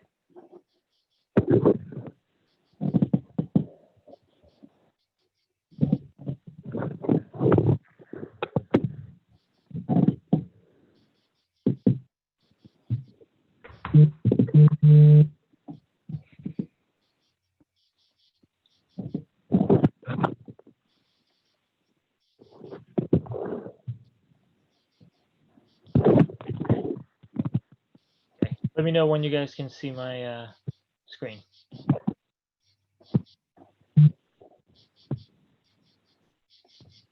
Can you see it? Yes. yes, I we can can see see it. it. All right. Go ahead, Carol. Okay, so you can move to slide number 2. Yep. Emery, can you put it in presentation mode? Or is this not one that can present? Where is that present? I don't see that. I was gonna say somebody's gonna say me now, but where is that presentation mode? I just moved where we are, so I'm better now. I can see the whole thing. Okay, so this is the current enrollment dates numbers of people that have responded to the survey. As you can see, we have no's under hybrid of 140, and yes for hybrid 475. You can go to the next slide is the breakdown of the no's. So people who, the first question said, the school committee has adopted a hybrid plan. Do you plan to attend? And so we had the 475 yeses and we had the 140 no's. So these are the 140 no's. If no, please select which situation best describes your plan for the fall. So we have 65 students that are interested in the hybrid plan. They would like to come to school, in-person learning, but they're just not comfortable right now. We have 7 students that have withdrawn for homeschooling. We have 2 students that are going to TECA, and we have 66 students currently asking to not attend in person. Next slide.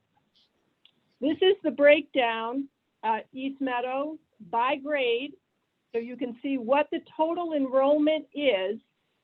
So for grade 1, we're missing 21 students have not completed the survey. You can go down and see. Grade 2, there's 70 students. We've only heard from 32.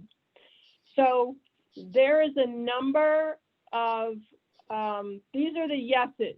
These are the people that are talking about, yes, they're going to come into the building when it's time. And so the total number of enrollment is 412. And we've got 261 yeses. And then you go back, we have the no's are the 140.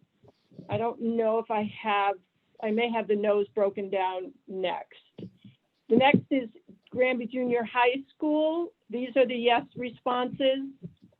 As you can see, we have 214 yeses that will plan on returning when it's time for their cohort by grade. Yep, And then the last, Carol? yeah, So if yeses are 214, it doesn't mean that the remainder of 338 is no. Part of the population did not respond. Is that what it means? yeah. So the yeses and no, when you put them together, total number, grand total is 615. We have 700, I think it's 734 or 735 total in the district. So we're still missing, several families, several students. The last page shows you the no responses by grade. So you can see, by grade, the number of no's. So second grade, which was mentioned a lot today, they actually have 10 hybrid, but they don't want to start till later. And then they have 8 remote, which is a total of 20, which is equivalent to a class. So you have students, parents that don't want their child to start. They may not decide to start when their grade 2 class starts. So they would be counted in the remote column. And as you can see, that could be upwards of 20. Same with grade 4. So that's why when I look at this, we need some more info. We need those other 150 families to respond so that we can properly plan.